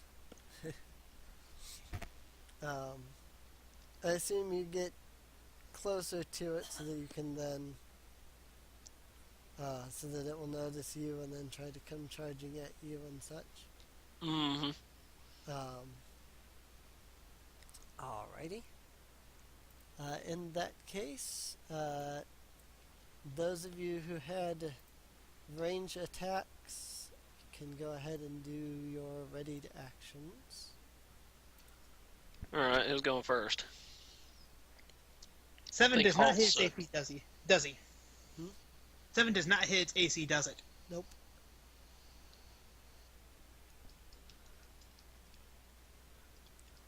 19 versus AC because I keep fucking doing my mic by mistake. Yep. 10 damage. Alright.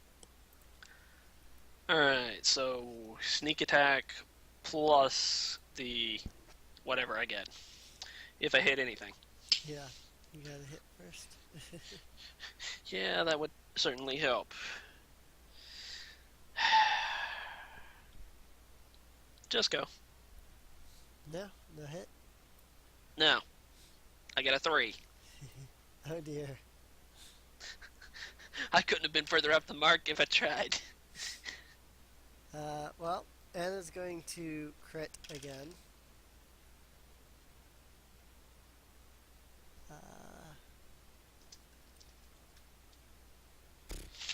What am I typing? So she will do 15 damage in psychic damage to its face. In that case, I would say that the initiative would start when it charges up to about 30 feet, which should be within range of Ray of Frost. A Ray of Frost has a range of 60 feet, so yeah.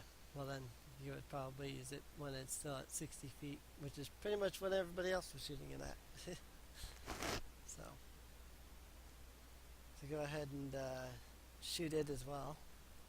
I already did that. I went Oh, you first, did so. that. Oh, never mind.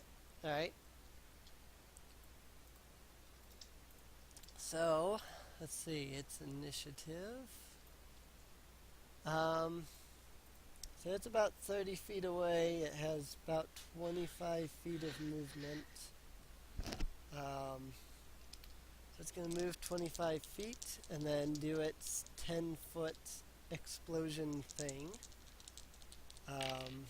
which would hit, I assume, the tanks and then anybody that was in the middle row. If we had a surprise round, then I can guarantee you Prince Max would be charging up as far and fast as he can go. Right.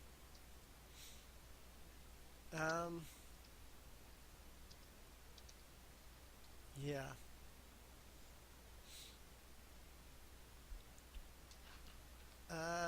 Why don't we just do that? We'll just go ahead and go with that. I'll let you charge.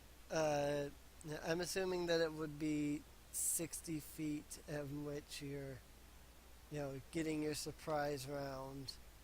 In which case, I'll let you charge. What would your speed be? My speed is 30, and if he's not within 30 feet, which I would imagine we'd be a lot farther away than 30 feet, Right. then I would just use my action to dash, which means I'd move again. Right, so basically double move. Well, it would have to be within 60 feet because Ray of Frost only has a 60-foot radius, or a 60-foot range. So, Right, so either way, yeah. that's what I do. So in that case, using your surprise round, I would say that you'd be up next to him. So on his initiative, instead of moving, he's already got Maximilian Effervescence Charming there. I can guarantee that the 16 probably won't hit. But 21. That'll hit. All right. And that is a whopping 7 bludgeoning damage as he punches you in the face. That said, I'm going to expend a superiority die to parry the attack. alright.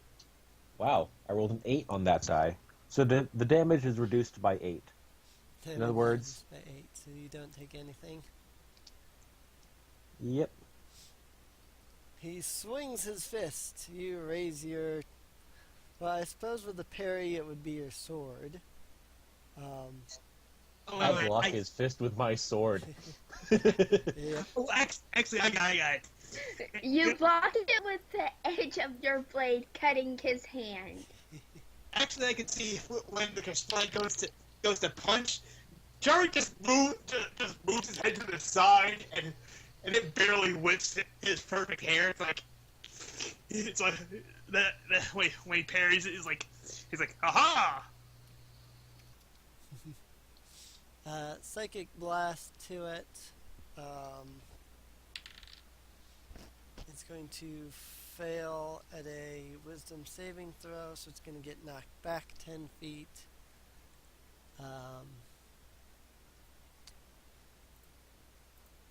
Halt. Alright, Hulk's going to shoot. Hulk's going to whiff with a 9. Alright. Not going to move any closer because it's 22. Ryu. Let's give us another shot, shall we? This time maybe I'll actually hit something.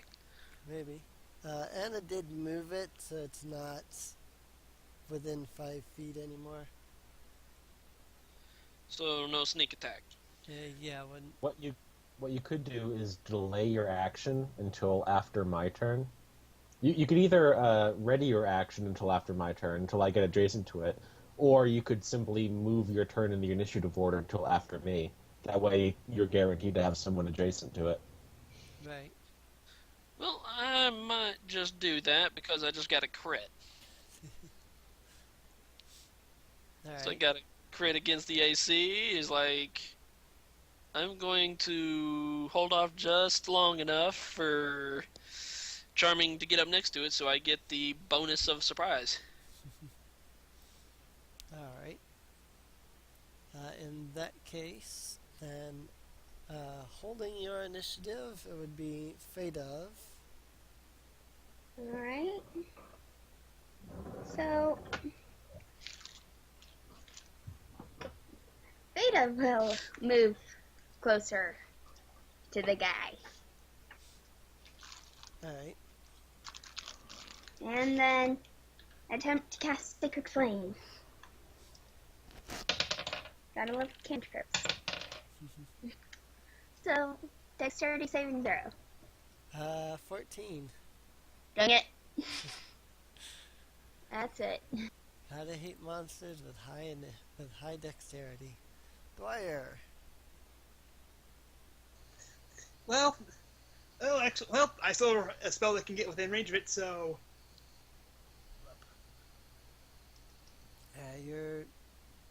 Yeah. I'm just rereading one of my metamagic things because I did gain a sorcery point, and I do have 2 of my metamagic things. So, one moment. Alright.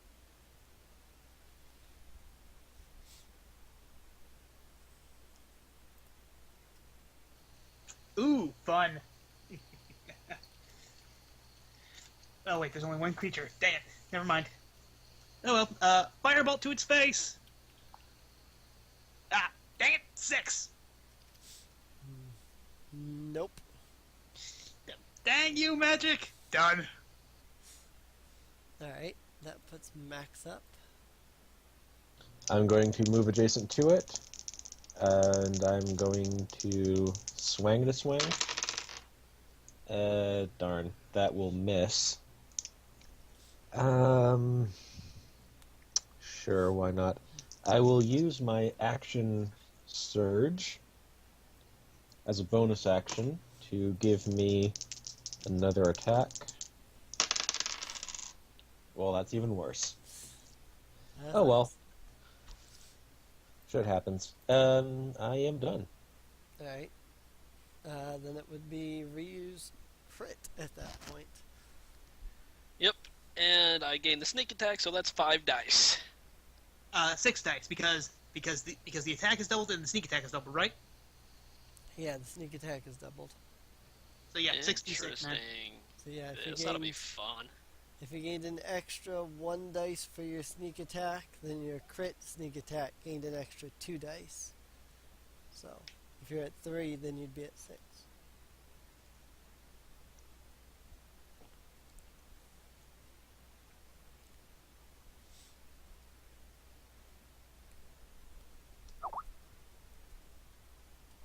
So that's 10, 15.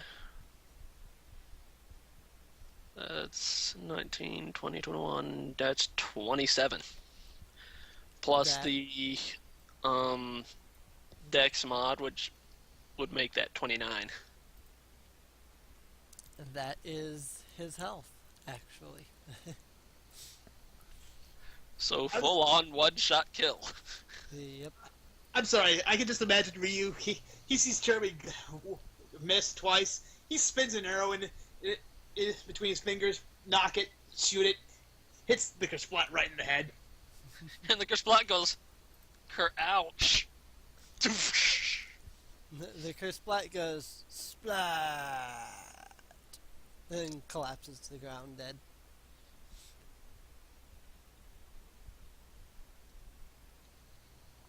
Alright. So the cursed splat is dead. Search Right. his pockets. Yep.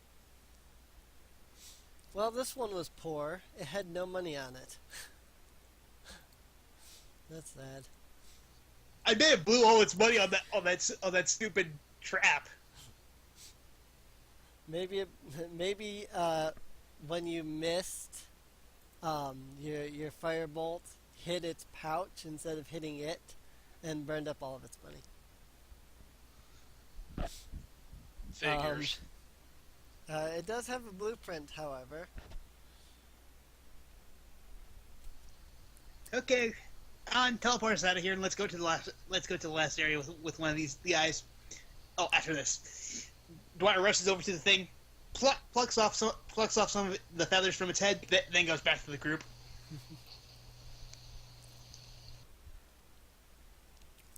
Alrighty.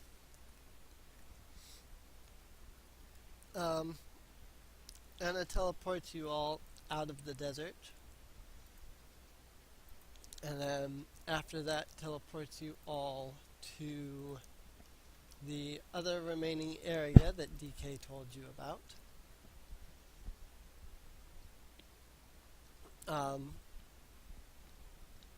This time entering inside of the building, or the cavern, you find yourself in a massive, like, jungle area.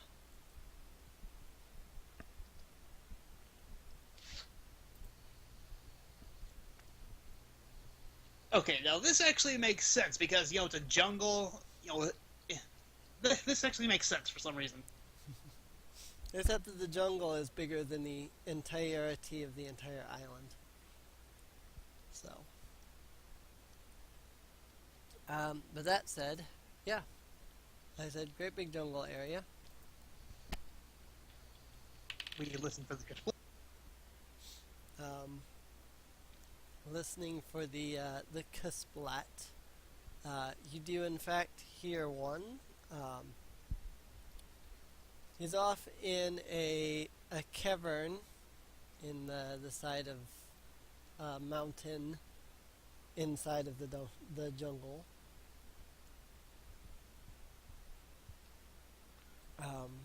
I assume you make your way over to said cavern and Yeah. Yep. Make your way over to said cavern. Find yourself in a, I'd say a 15-foot wide cavern. By the time you get close enough to be able to see the Kasplat, it would be able to see you, because it's actually around one of the corners. So unless you guys perform stealth checks, you won't be able to get sneak attack or a surprise round. Charming is not going to be sneaky. I didn't figure. Dwyer is going to try and be sneaky, so stealth check a go, baby. 23! Nice. No, you don't understand. Charming is not trying. At all. He is proudly marching into battle. Yeah, probably. Yeah, good point. Yep. And let's face it, Charlie would make enough noise for the entire group. That would make him There an you excellent go. decoy while the rest of us hid amongst the trees. Right. Yeah, if you guys want to try to sneak up and get into hiding positions, fine. Just tell Charming to wait a bit. And then give him a signal to go, rush in, and be the big, loud lummox that he is. Yeah, actually, Dwyer's going to be like, hold up, Charming. I got an idea. The rest of us will try and hide ourselves. Then, on my signal, which is this, which Dwyer gives a bit of a complex signal, like, you rush in, distract it, then the rest of us will hit him with ranged attacks, alright? Very good. Tell me when to go. So, yeah, Dwyer sort of sneaks his way into a bit of a stealthy position. Anyone else want to try being sneaky? Yep, I'm going for it. Sneaky. I would have assumed the rogue was going to be sneaky. Yeah, I got a 17 off of it. Alright. Anyone else being sneaky? 15. Let's see. 15? Well, that will be a 20, not natural, for fate of 18 plus 2. Alright. Well, everybody definitely beat his passive perception, in which case you are all sneaky. Once in Okay. position, Dwyer gives the signal that is essentially, him sort of waving one hand pointing one hand forward while with the other one he sort of shakes it like he's waving a sword around, which is the signal for Dwyer for Charming to charge. Charming will duly charge. Alrighty. So Charming will charge in. That said, I just realized that Anna didn't try a sneak attack. Never mind. that. Yeah, no. Alright. So, that said, since Charming is charging in, technically there's no actual surprise round, but everybody who succeeded in stealth would get surprise off when it's their initiative. That said, as always, the Kasplat's going to go first because his initiative is the highest.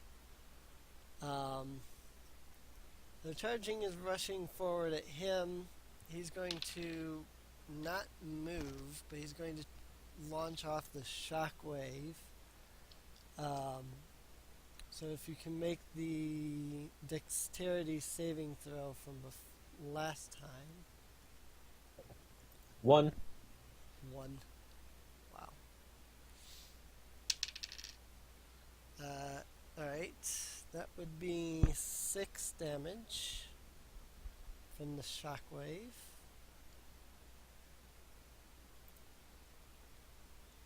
That's fine. After that, I guess he will step up to Charming, in which case, after that, Anna is going to move, in which case that would be a hit, and that is low damage.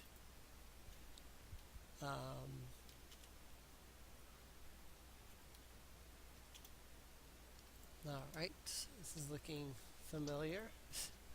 Same amount of damage has gone out as the first Kasplat so far. Halt with your sneakiness. Okay.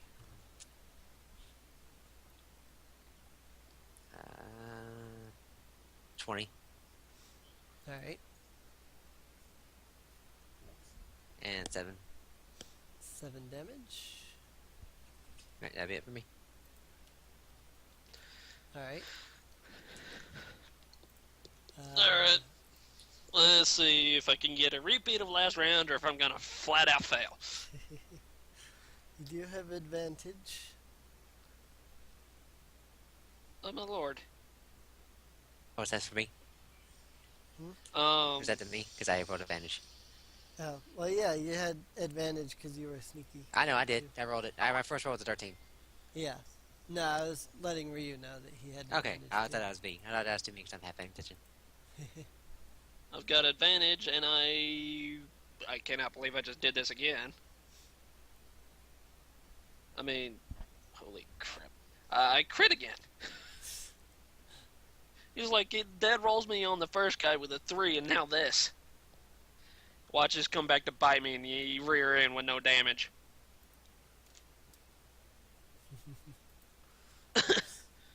Alright, let's see what I come up with.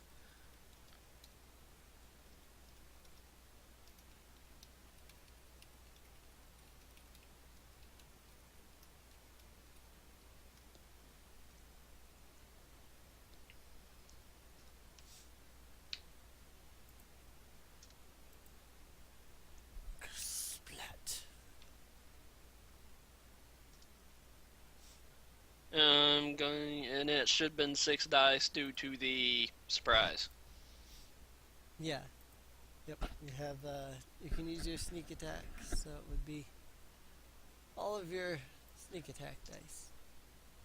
This is awkward. 5, 2, give me a second, my brain's not clicking. 24 damage. 24 plus the dexterity, which would have made it 26. I'm getting 27. plus the dexterity. Which Oh, sorry. was- Sorry. Yeah, 27. My bad. Yeah. Must- So 27 plus your dexterity would make it. Are you serious? Hmm? I got the same damage as the last roll.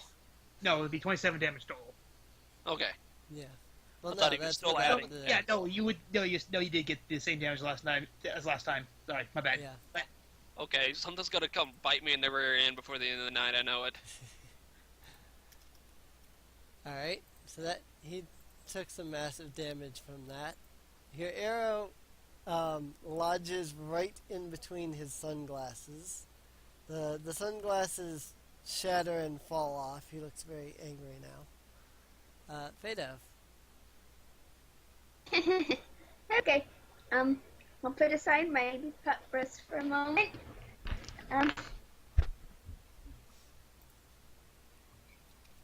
I will stay in and do Sacred Flame.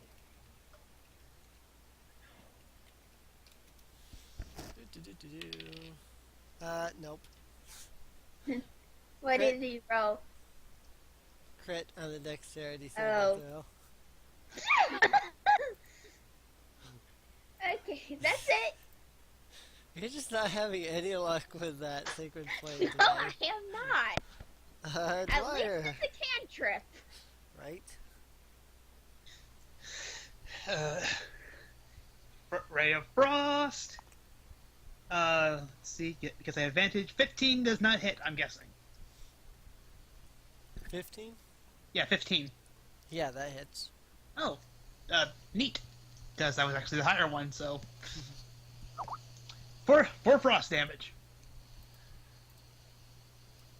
4 frost damage and slowed. Or, well, negative 10 speed. Not that it matters because standing right in front of Max.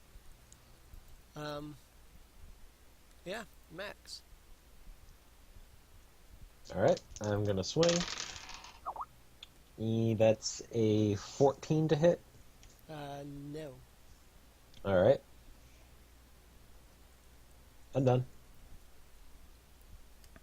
Alright. Then it's going to go.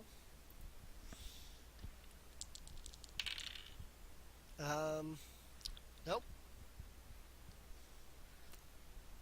It punches, hits your shield both times.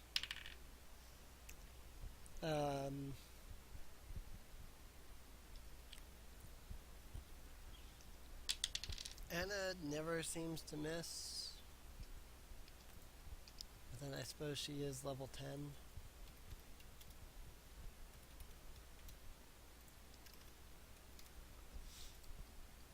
Halt.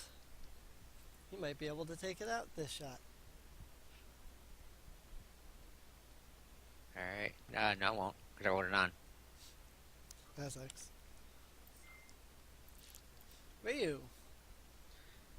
Yep, this is probably where it's gonna come bite me.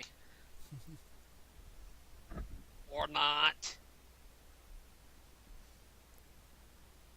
What did What'd you you, get? what'd you get? What'd you roll, man? I'll give you one freaking guess. Another nat 20. Yeah, I think this is happening because I'm still on the bed. Wow. Okay. Something's got to give here. And since he's standing next to Prince Charming over there, guess what? That's another 6 dice. Another Brilliant. 6 dice. And if you rolled minimum on all of them with your modifier, it would be dead. I can guarantee it is dead. Searching his pockets.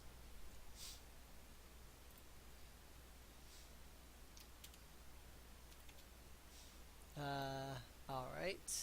Alright, one more dice, and I knew it was about to come back to me. Wow. All the ones. I Yes. told you! You still killed it even with minimum damage, man. With almost minimum damage, so. Wait, Yeah. did I take out all of its HP? Yeah, it only had it only had 8 HP with your dex of 2 of a +2 plus your fact that you're rolling 6 dice, you literally could not have killed it. So, Yeah. Question: did anybody else get any damage on that thing? Not yeah, me. a couple of. Uzuki got a shot. Anna got a couple of shots. But yeah, I think it was mostly you that did all the damage. I'm gonna have nothing the rest of the game. I can just see it now. I'm shooting arrows all over the thing and managed to hit Cranky Kong's box in his house before I hit the next target. Yep. Alright, so that many banana coins, and then blueprints. Lining the blueprints up, there still seems to be something missing. Okay. Let's go back to Snide. Maybe he knows what's missing. I mean, he's the one who told us to get the blueprint, so let's teleport back to Snide. Alright. As per usual, now everybody's abusing the teleportation. Teleport out, and then from there, when she can see Snide's place, she teleports you guys to Snide's place. She has to be able to see where she's teleporting. That said, yeah. Snide looks over the blueprints for a moment, rearranges them a few times, and then kind of looks at you and says, you know, there's a blueprint missing here. Well, we checked the 3 places that they might be. Where else could they be? He scratches his chin for a moment. He kind of looks the blueprints over as he thinks, and then he says, well, you're not gonna like this. The fact of the matter is the last blueprint has to be in the fortress itself. Now these blueprints here, they'll get you through most of the fortress, but they won't get you to King K. Rool himself. If you want to get to King K. Rool himself, you'll need a map of you'll need the last blueprint to give you a map to his headquarters in Hideout Helm. He thinks for a moment and says, alright, here's how to get through the fortress. First,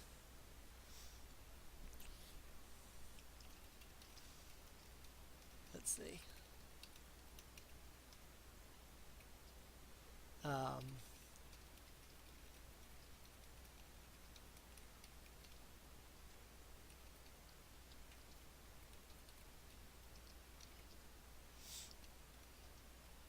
Hang on.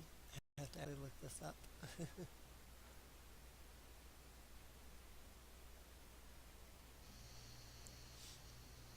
Well, I can just see while Dwyer, Holt, and Snyder sort of looking over the blueprints. Ryu and Diddy are firing either arrows or peanuts at a target, and Charming and DK are sort of training with each other just for the heck of it. That's your favorite Spada would be doing, but yeah. Trying to figure out how all these monsters have been avoiding her sacred flame. I still think I stole Faye's rolling this time. Added it to my own. No, you're not stealing my rolls. I've been rolling pretty high damage with my sacred flame. It's the fact that these monsters are avoiding it. So it's about the same thing. You haven't stolen anything from Theta.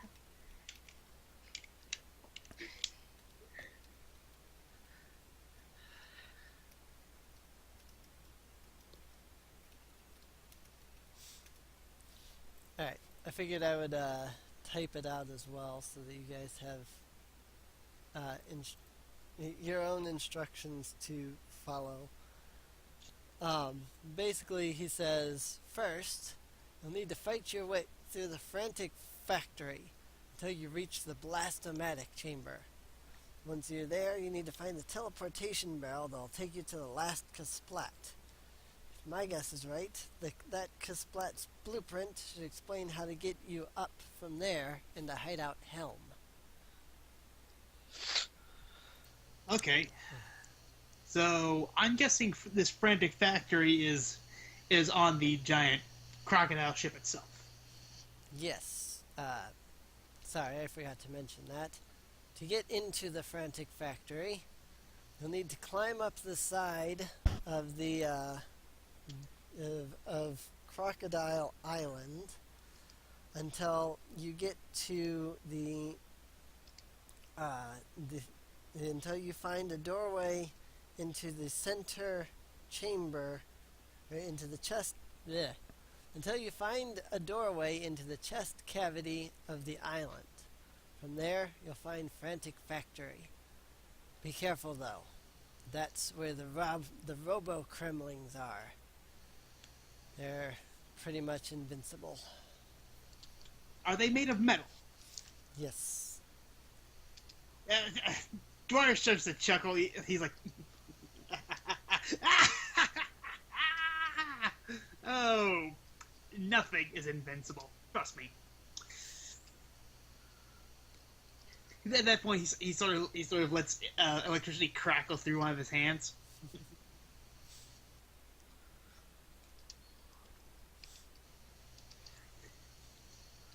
So yeah, at that point, Dwyer's actually going to go over to Donkey and Diddy's like, hey, since we're about to try and storm K. Rool's fortress, you guys want to come along with us? You're going bananas back and all that? Donkey will beat his chest and say, Donkey, come! Donkey, beat King K. Rool. Diddy, on the other hand, will shake his head and say, I think there might be one too many of us if I came along. Okay, fair enough. Onto Crocodile Island.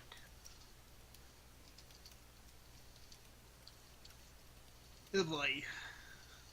So, does anyone actually know how to swim? Because, I didn't exactly learn how to swim myself. Anna looks at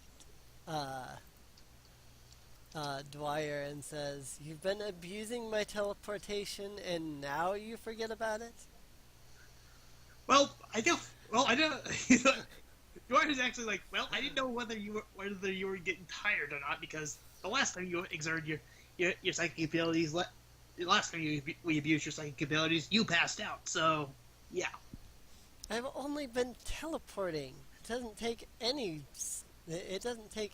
strain to just hit things with psychic force. That's all I've been doing. Oh, well, what do you want me to know? What do you expect from me? I know magic, not your psionic stuff, so yeah, let's do the teleportation stuff onto the island. It's like, okay, everyone hold hands, and she'll teleport us. Yep.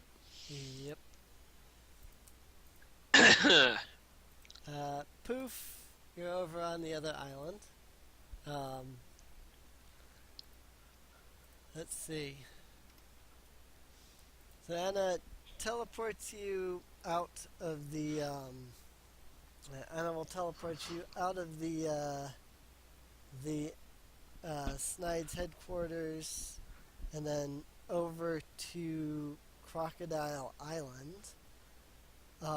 When you arrive, you hear a sniveling, crying noise coming from a small little island that seems to be attached by a chain to Crocodile Island. Anyone else feel like going over there and seeing seeing what's making that crying noise because uh, We it's might as well. Charming is going to go over to the chain, and he's going to pull the chain Alright. to bring the island closer to here. Alright. You pull the chain and bring the island closer. You can look at Dwyer. He's not going to say anything. He's going to look at him as if to say, that was easy. Then he's going to walk over to the island. Briar follows, keeping his trap shut because he should have figured that Charlie would pull this sort of thing. Alright. So, you make it to the other island, which is a small island with like a dome on it. As you enter the dome, you see quite an interesting sight. It is a massive Kremling, seriously like 20 feet tall. It is inside of a cage, and it is crying and pouting and stomping the ground, and it looks absolutely and completely depressed. That Charming is going to step forward. Hello there!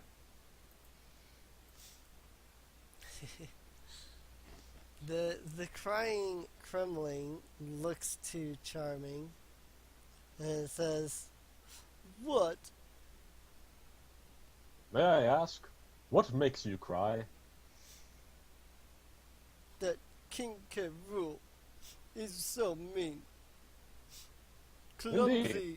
Clumsy, not smash island, so King K. Rool get mad. He lock Clumsy up." I see.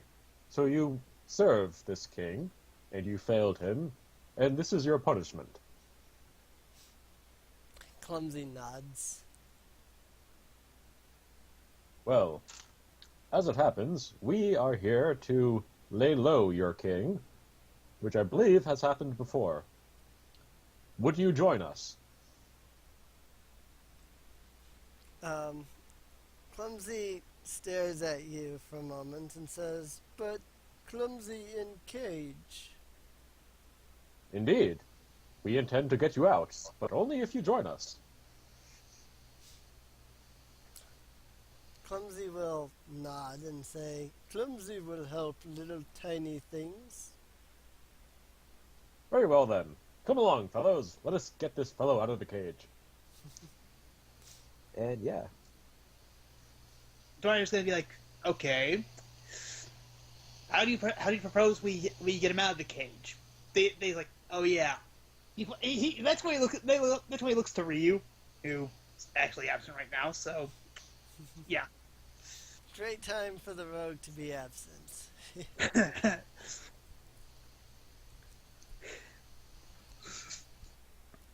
Yeah, perfect timing for the rogue not to be here to pick the locks. Right?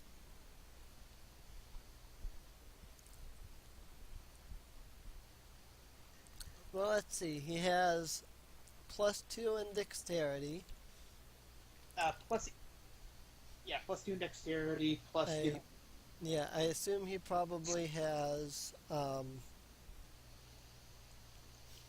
he wouldn't have proficiency in dexterity, but he'd have proficiency with thieves' tools. and proficiency with sleight of hand. So, Yeah. Well, that's the thing. it's- The tool acts like a secondary skill. Yeah, it's the tools themselves that are how you do it. right.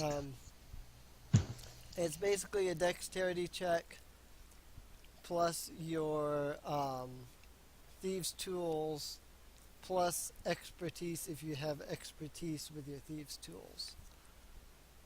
The problem is I don't actually know if he has expertise with the tools. I think rogues get it by default. I'm not entirely sure. No, it's either 2 skill proficiencies or 1 skill proficiency and the proficiency with thieves' tools. Oh no, rogues get proficiency with thieves' tools by default. Okay. It's under proficiencies. Oh, okay. Yeah, armor, weapons, and tools. Yeah. It's just whether he has the expertise with the thieves' tools. That's Oh what yeah, I the don't expertise. But know. eh. So. But 3rd level, his proficiency bonus would be 2. So he has at least a +4 to his dex. So.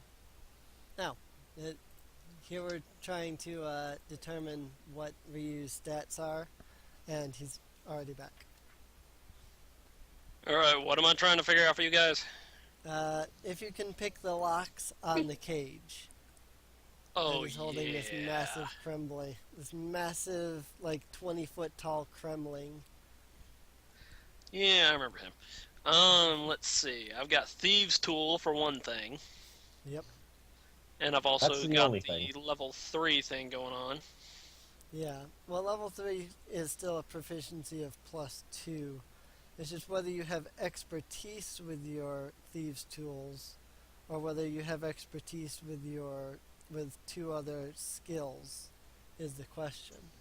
You can your level 3 just makes it so that you can just use a cunning action to do a open a lock or a trap with your thieves tools as a bonus action. Yeah. Well, at level 3 is his roguish archetype. His cunning picked- action was level 2. Yeah, and he picked thief for his roguish archetype. Okay, so Yeah, level. let's see. Oh, you can use the bonus action to make a dexterity. And check. the expertise. Oh, actually, yeah, right here it actually says that your thieves' tools use sleight of hand. So you would have your proficiency bonus plus your sleight of hand bonus. Which is Where a does plus it say 4. that? Well, that's under his the fast hands. It says you can use your Yeah, cunning that's- action to make a sleight of hand check, and use your Yeah, that's a thieves' list of tools. 3 different things he can do. Oh, okay, yeah. So no, that's. Never mind, reading it wrong. Okay, so it's just your proficiency plus your expertise if you have it. Where would I find the expertise? Because I'm kind of looking at that and it's like, Yeah, and we didn't. Man, to be honest, you and me never actually chose your expertise. We never, even though you were here yesterday and the day beforehand, we never got. You never actually told me what your 2 expertises were, whether you had it. You've had plenty of time to get that done. Yeah. Yeah, so this is yeah. Why didn't we think of that? I don't know. We just didn't. We were doing Monster Hunter I stuff. think we came across this once before with me with the lock picking, and I chose the lock picks as one of my expertise was the thieves tool. I think so. Now that you've mentioned it, yeah, I think so. So.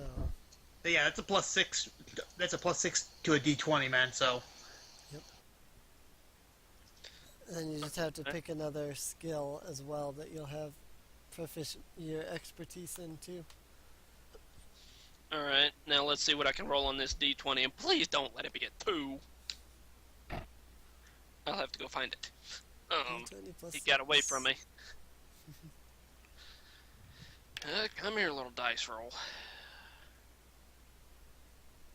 Okay, that was a 14 this time. Alright. Is that with the And plus 6? then the plus 6, that would make that a 20. Alright. It's a good thing we got that high proficiency thingy there, huh? Right. You start to work on picking the locks. There are several locks around the cage. As you start to unlock each one, Clumsy begins to shake the cage that he's in.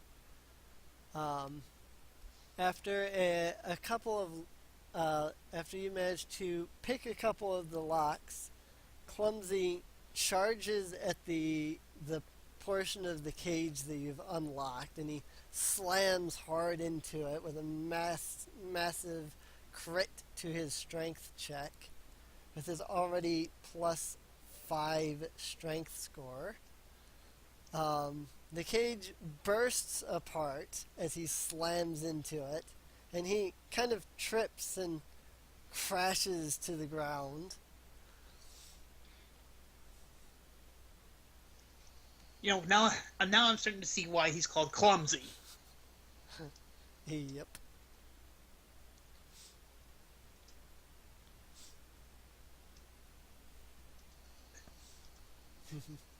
Bing! So. Wait, idea. Clumsy, I got a question for you.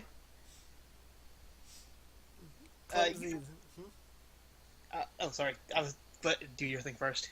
I was just gonna say clumsy looks at you. Do you know where this place called Hideout Helm is? Clumsy nods. Can you... Me- Oh, Go ahead. sorry. I was going to say, can you take us directly to Hideout Helm so that we can talk with your boss? Clumsy stands himself up. He takes a few steps towards the exit of the dome. I should mention that once again the inside is much bigger than it seemed to have been. Kind of missed to say that. But he pops out the other end of the small dome thing that he's in. Standing up straight, he is actually as tall as Crocodile Island is. He reaches his hand down and he says, "Get in, Clumsy hand. Clumsy gets you to Hideout Helm." You don't even have to go through that stupid factory level. Oh, Dwyer climbs into Clumsy's hand because, well, we just got a shortcut.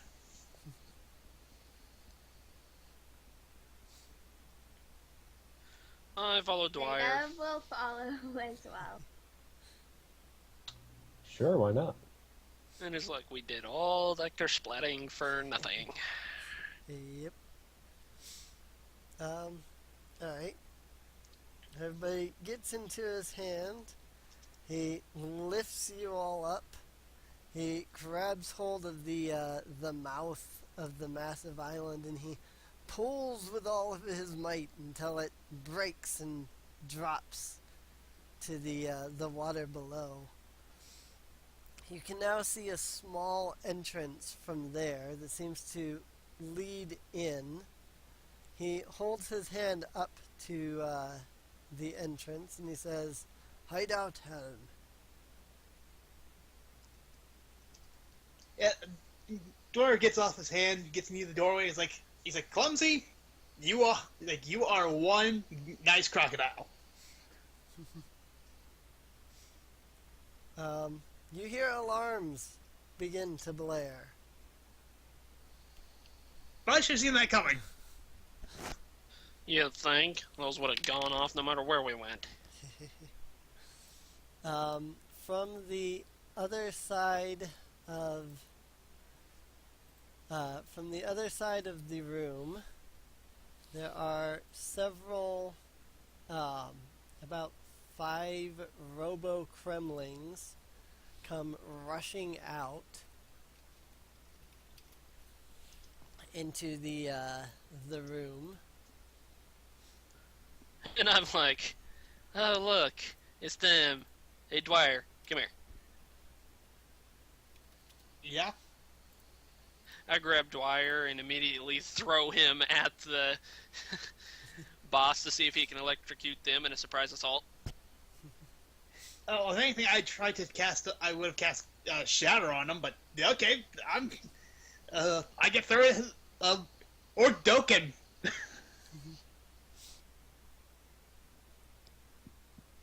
I'm not even, because he grabbed me by surprise, I'm not even gonna struggle as he throws me. Alright.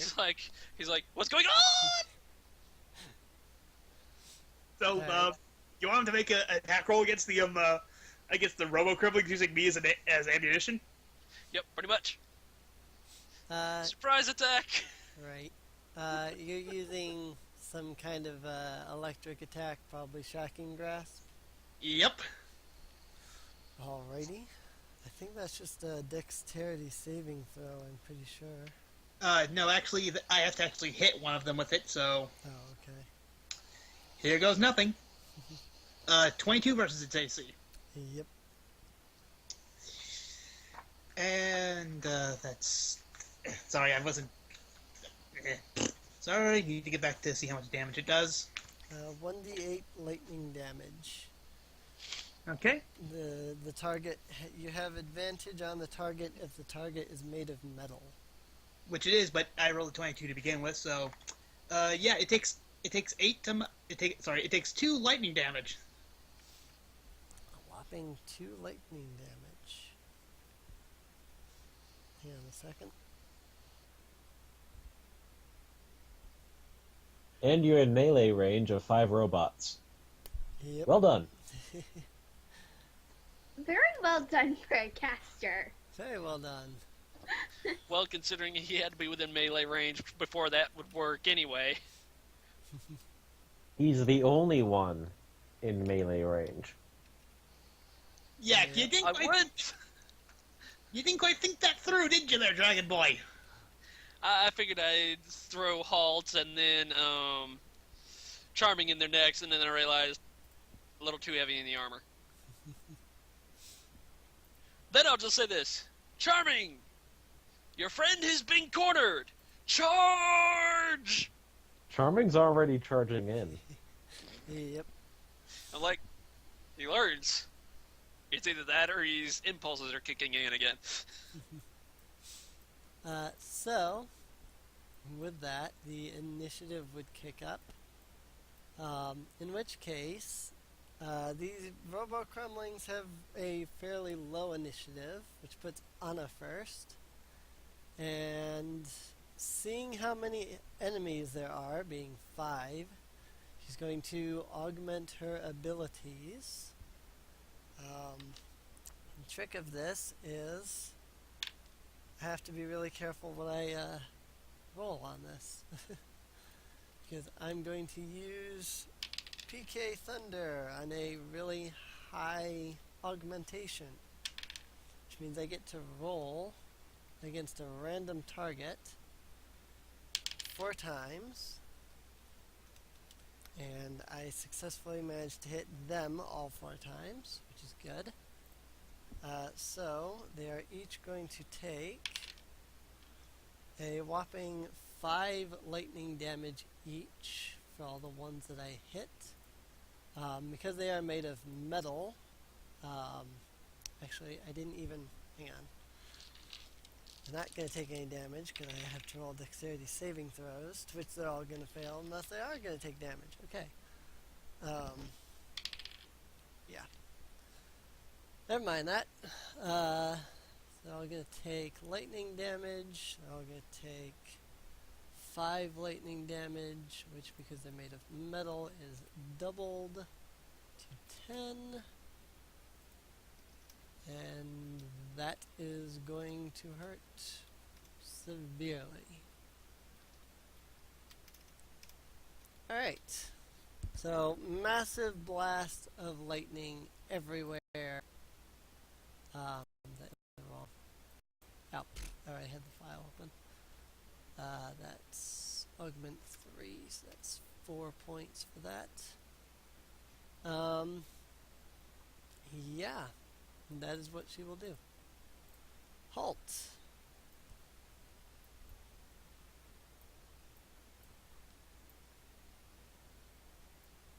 Muted? Alive?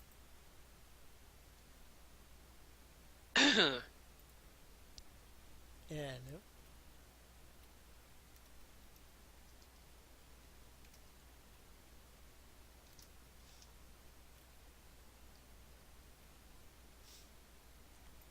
Did Uzuki go away?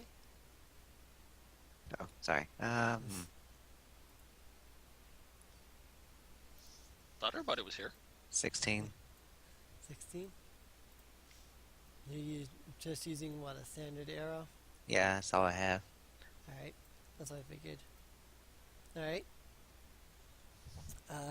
That will hit its AC. Okay, 6 piercing. Alright, 7 piercing. Your arrow seems to kind of bounce off of it. Well, I guess that's gonna be it for me. Can't redo anything else. Alright. Ryu. Alright, let's see what we got here. And an arrow just bounced off of it, so I'm gonna guess arrows are not really gonna be helpful this time around.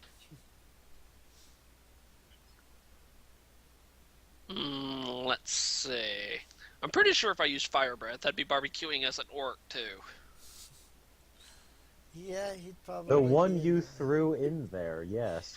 You could probably, you probably could find some way to not hit him just by like aiming to the side.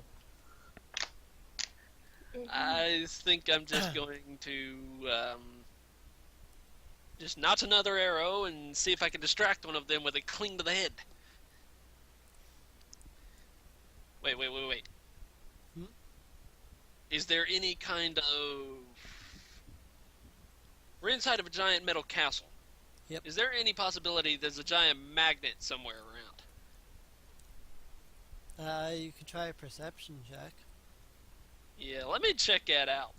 That'll be a funny way to end the fight. I got a +2 to perception, so let's give this a roll.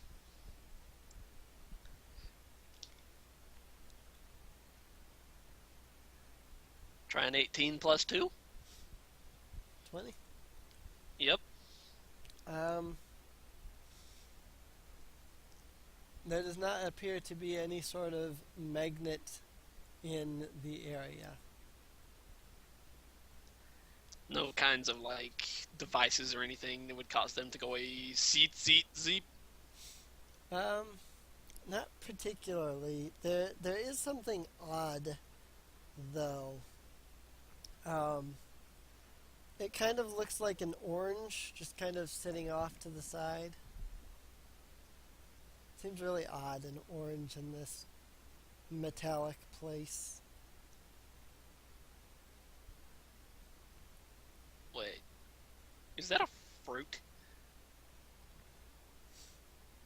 It is an orange. All right, how far away is that? It's near one of the walls. The area you're in is pretty big. It's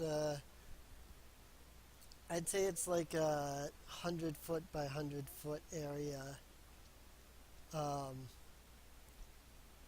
Assuming that both groups kind of charged forward a little bit, you guys probably walked in a bit, and then they came charging in. I'd say you're both roughly in the center somewhere. The orange is probably, I don't know, 40 feet away from you. Okay, and how far away is it from the orc and his little metal minions? Probably about the same distance. It's just the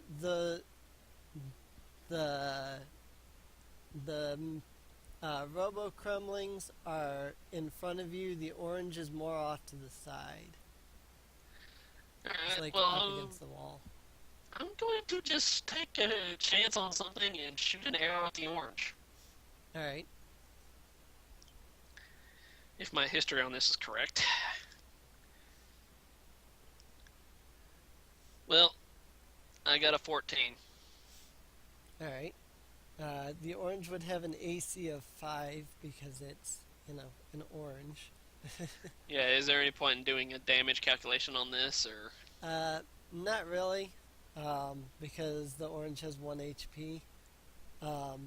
You shoot your arrow, it hits the orange, and the orange rather suddenly and violently explodes. And I'm like, oh, I found a grenade! Which is an orange. Yep.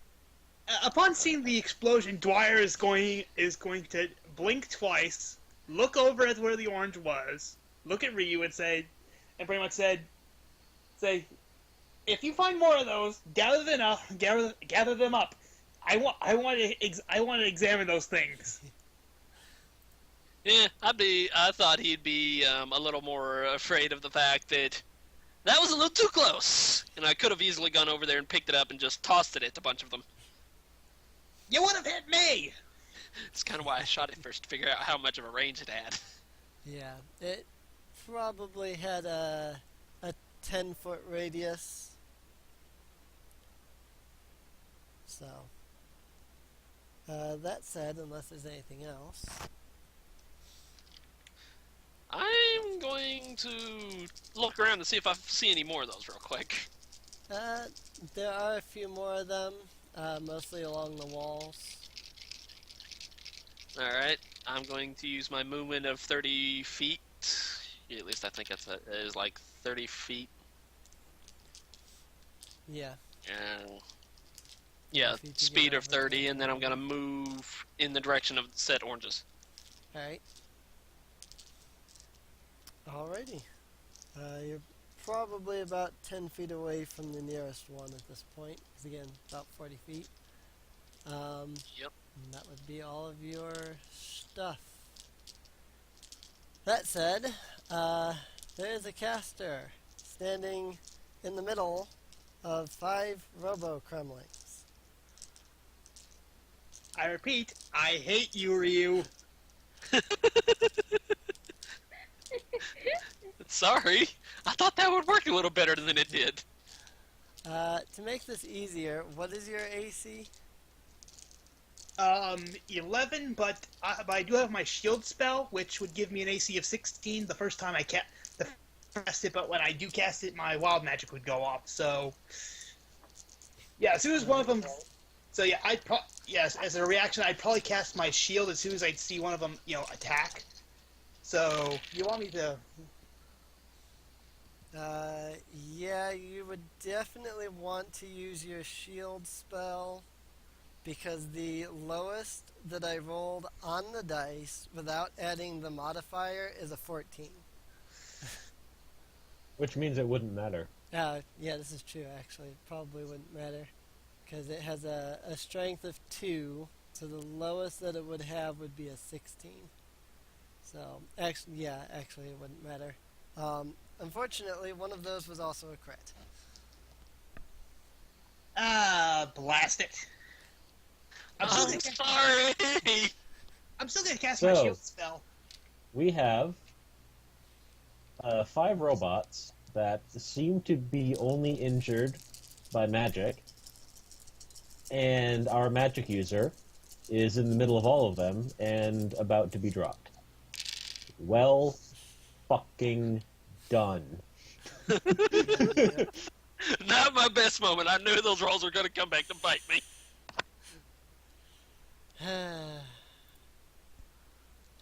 Impulses, man. Impulses. Like I said, I'm going to cast my shield spell on the one that rolled a 14, so... Yeah. That was before the modifier. With the modifier, it'd be 16, which would beat your AC even if you cast shield. So it wouldn't matter. Yeah. Yep, unfortunately.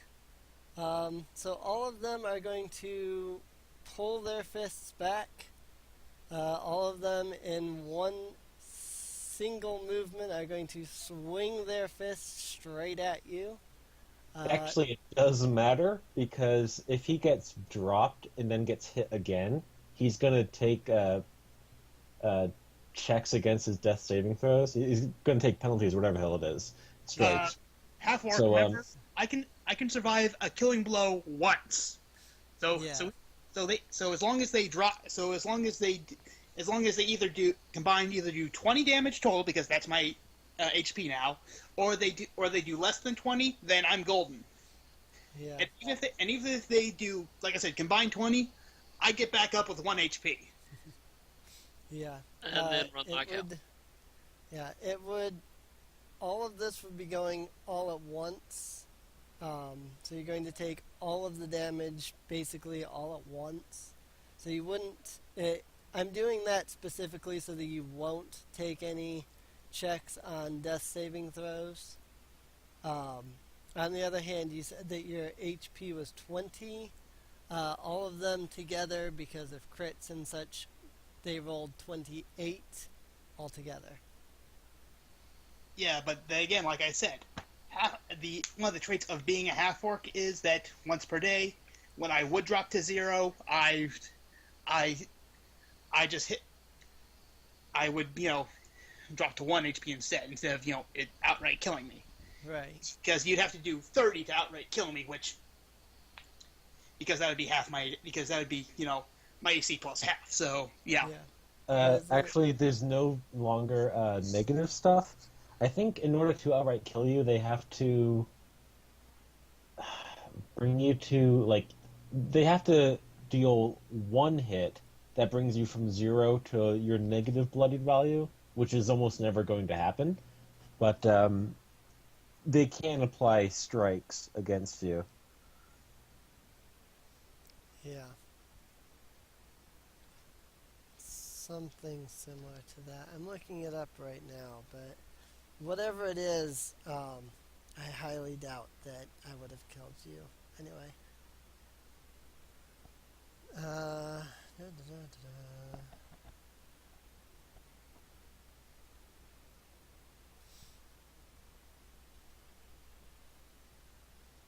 Massive damage can kill you instantly. When damage reduces you to 0 and there is damage remaining, you die if the remaining damage equals or exceeds your hit point maximum. So it would be, it would have to knock you to 0 and then deal all of your hit point damage all in one move. So Yeah, so if you have 20 hit points, they would have to deal 40 damage to bring you from 20 to essentially negative 20. You don't actually go to negatives. But if you're at 1 and they do that again, then they only need to deal 21 damage. right. Yeah, but my relentless endurance kicks in, as after their attacks. Yeah. Yeah. So, that said, because of the way that they did that, dealing all of the damage in one go instead of being separate attacks, you would take essentially 19 damage because you took 28, but then you came back with 1. Yeah. Whew, thank God for that. Thank God for that little ability of mine. Run! On the other hand, you still have 5 Robo-Kremlings surrounding you. So yeah, Anna's gonna heal you as soon as her turn comes up, if nobody else can. Fadov. Alright. So,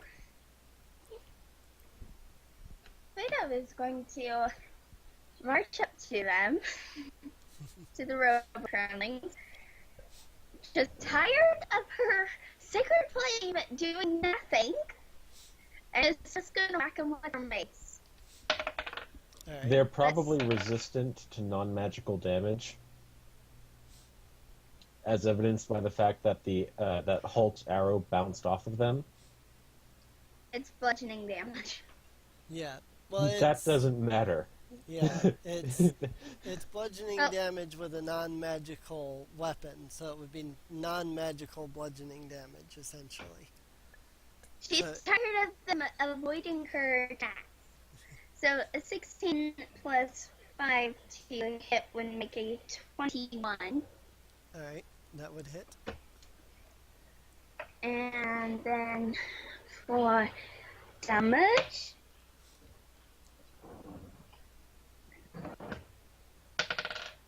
oh goody, max damage, which is 11. Alright. You swing your mace, you smack one of them hard in the chest, and it doesn't even react. Dang it. You might want to go back to something magical. Yep. Dwyer. I still have a level 2 spell slot left. Shatter. And because they're made of metal, they get disadvantage on their Constitution saving throws. All right. I only have five d20s, so I'll have to roll this 2 at a time. What am I trying to beat here? A 12 Constitution saving throw. 12. Alright. Well, I've got a 2, a 5, a 6. Are you attacking all of them? Yeah, I am pretty much centered. I'm making sure that the spear that gets centered catches all 5 of them at the lip of the spear. Okay, they're surrounding you. Well, I'm taking damage too. Because screw this! I suppose You guys can probably bring me back. Question, what's the range on that? It's a 10-foot sphere, which is... I wanted to say that something... perhaps put Fadov in its range due to her being next to one of the robot thingies. Yeah, that would probably put her in range too, because it is... Yeah, it's a 10-foot radius sphere, so... If he's basically dropping it on himself, you would also be in range of it, yes. So you would have to make the save. I'm gonna say right now the highest roll that I got on my die is an 11. Their con modifier is 3, so that's 14. Was that the lower one?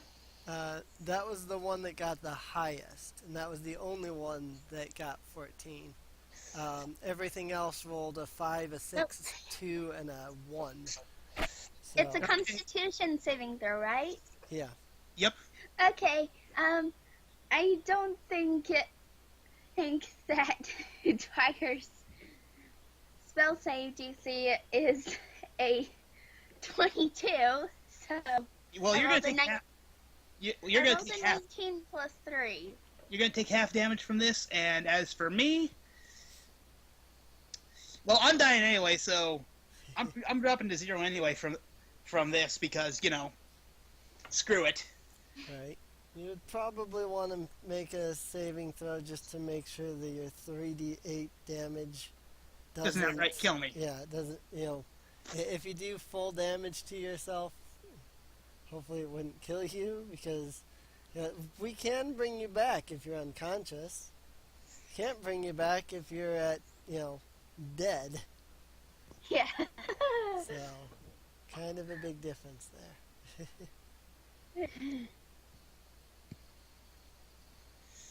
And hold up. Also wild magic. Yeah, Also wild magic. Oh crap. yeah. Sorry, the roll. My server kind of froze up on me, so I need to. Sorry about that. After I did all that rolling, so. Okay, I save against my own spell. Good. Right. But now, let's see how much damage I do to these guys. Well, they all take 15 damage. The one that, and the other one takes half, and I drop. So yeah, 15 thunder damage. 15 thunder damage to all of them. One of them takes half damage. Half would be. Yeah. I want You guys watch as there's a massive explosion of lightning damage that goes out from him, and all of the robo-crumlings drop in an instant. Wild magic. Yeah, wild magic time. Wild magic. Hang on. How much would the half damage of that 15 be? Because I was 7. hit by it. Okay. Yep, half damage of that is 7. Which, since they are vulnerable to lightning damage. Half damage was still 15. Full damage was 30. All of them had 20 hit points maximum. The one that saved was the one that had 6 health. So it didn't matter. Even him taking half damage killed him. So, yeah. My. Massive explosion of lightning damage, and they all drop. Oh my. And then wild magic. And then Which wild means- magic. And which means I cast polymorph on myself. Oh god. Oh, great. So, I believe that's a sheep, right? Yeah, but I have to make a wisdom saving throw. Otherwise, I'm a sheep. and I beat the wisdom saving throw, but yeah, I pretty much say totally worth it. Drop. Well, whether you had made the saving throw or not, it only lasts for the duration or until the target drops to 0 HP or dies. In which case, if you had failed, you would have been turned into, what, a sheep or whatever? A sheep. Yeah, a sheep. Yeah, It's, target assumes the hit points.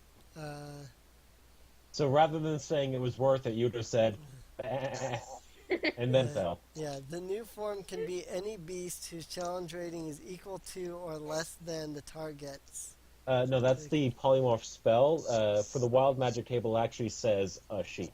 Oh, so a sheep, okay. And that I didn't see.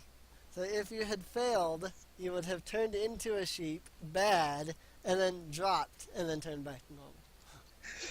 But because you saved, you're able to say, totally worth it, and then collapse. So 20 HP is what I heard that you had. yep.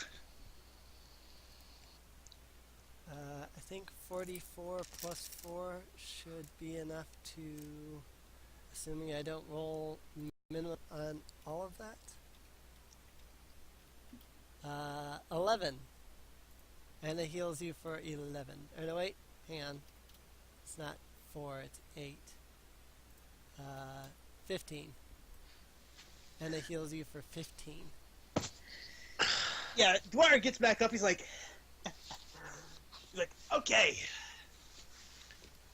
that was probably the most reckless, idiotic, stupid thing I've ever done. But you know what? You think Veda will say shooting a glare at him?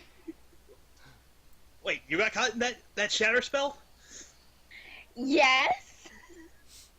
I was kind of surrounded by robots. I didn't see you, and I knew that I was not going to survive my own spell, so I was blowing them up with me.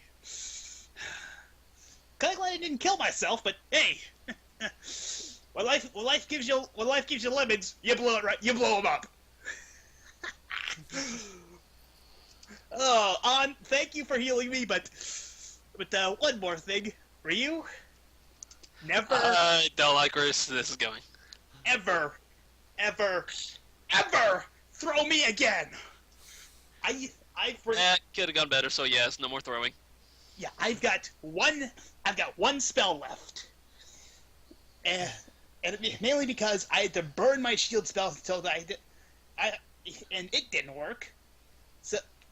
So yeah, I've got one spell to use against whatever's behind that door, which I'm guessing is going to be a giant crocodile. Charming walks over to Ryu. You should leave the throwing to the professionals. Slaps him on the back. Yep, next time I'll make sure you throw halt first. Well, actually, he'd throw Harvey. Harvey's not here, but he would in that case. That's what I'm saying. Right. At that point, Dwyer's gonna again pick himself up and then go over to one of the oranges that was there in the room. Look at him. He's like, I'm gonna keep this. Pockets it. I would not let that bounce too much. And I'm not letting you hold them because knowing my luck, you'd throw them at me. Only if it was to get rid of the enemy. Note to self. Throw a flask of acid at the Dragonborn. Let's go. I may not be feeling all that well, but I'm feeling well enough to kick some crocodile butt. Before we go, Fido's gonna cast Cure Wounds on herself as a second level spell slot. Alright. So that's gonna be 12 hit points plus for good. Bring her back up to full. Good.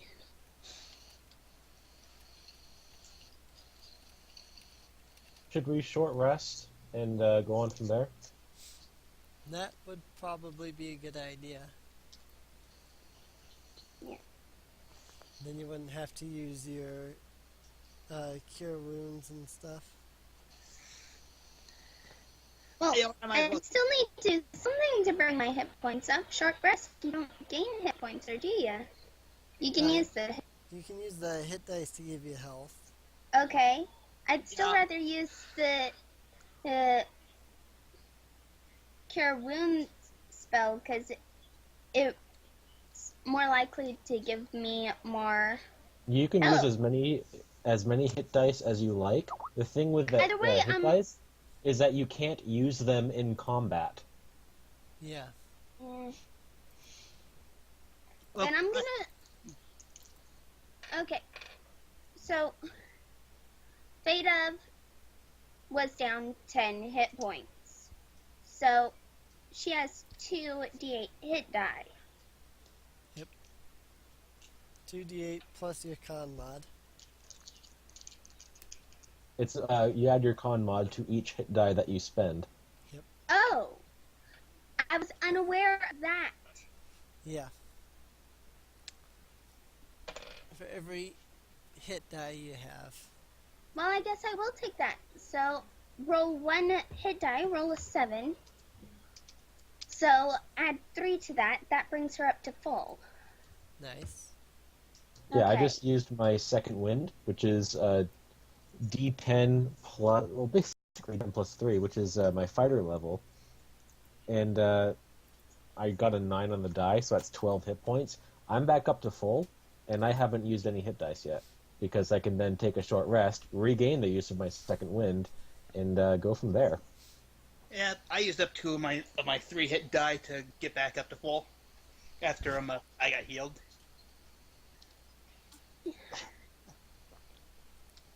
But yeah, I guess we're because it's almost 6. We're stopping here right before the boss fight. Yeah, there's a dungeon behind that door, so I figured this is actually a good spot to stop, because you still got to get through Hideout Helm itself. So But hey, one explosive way to end, huh? Huh? Yep. So yeah, with that, your party will stop for a short rest. Anna hasn't been hurt yet, so she doesn't need to heal up. But I'm sure everybody else would like to heal up. That said, once again, we end the session on a short rest. It almost feels like we try to end it on a short rest nowadays, because We tried to end it on a rest, Yeah, which they just so happen recently to all have been short rests. right. It always seems like we're trying to end it on a rest, because every time it's like the end of the session, it's like end of session, short rest, or long rest. But yeah. It was like finding that save point in the remote corner, and you ran immediately to that remote corner just to save before you turned off the game, and you're like, finally, after such and such hours of playing this, I finally found a save point. Right. Well, we are playing a game that's based on video games, so it really fits. Right. Pretty much. You- Except you- if I remember the 64, you basically saved wherever, wasn't it? Yeah, in Donkey Kong 64, you could just save anywhere.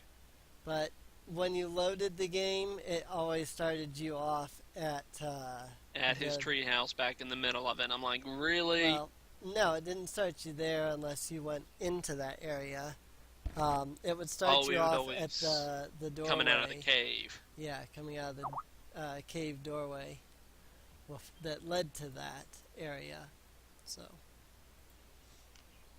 so yeah, you all walk in. You find a save point. You all walk over to the save point, and you rest at the save point.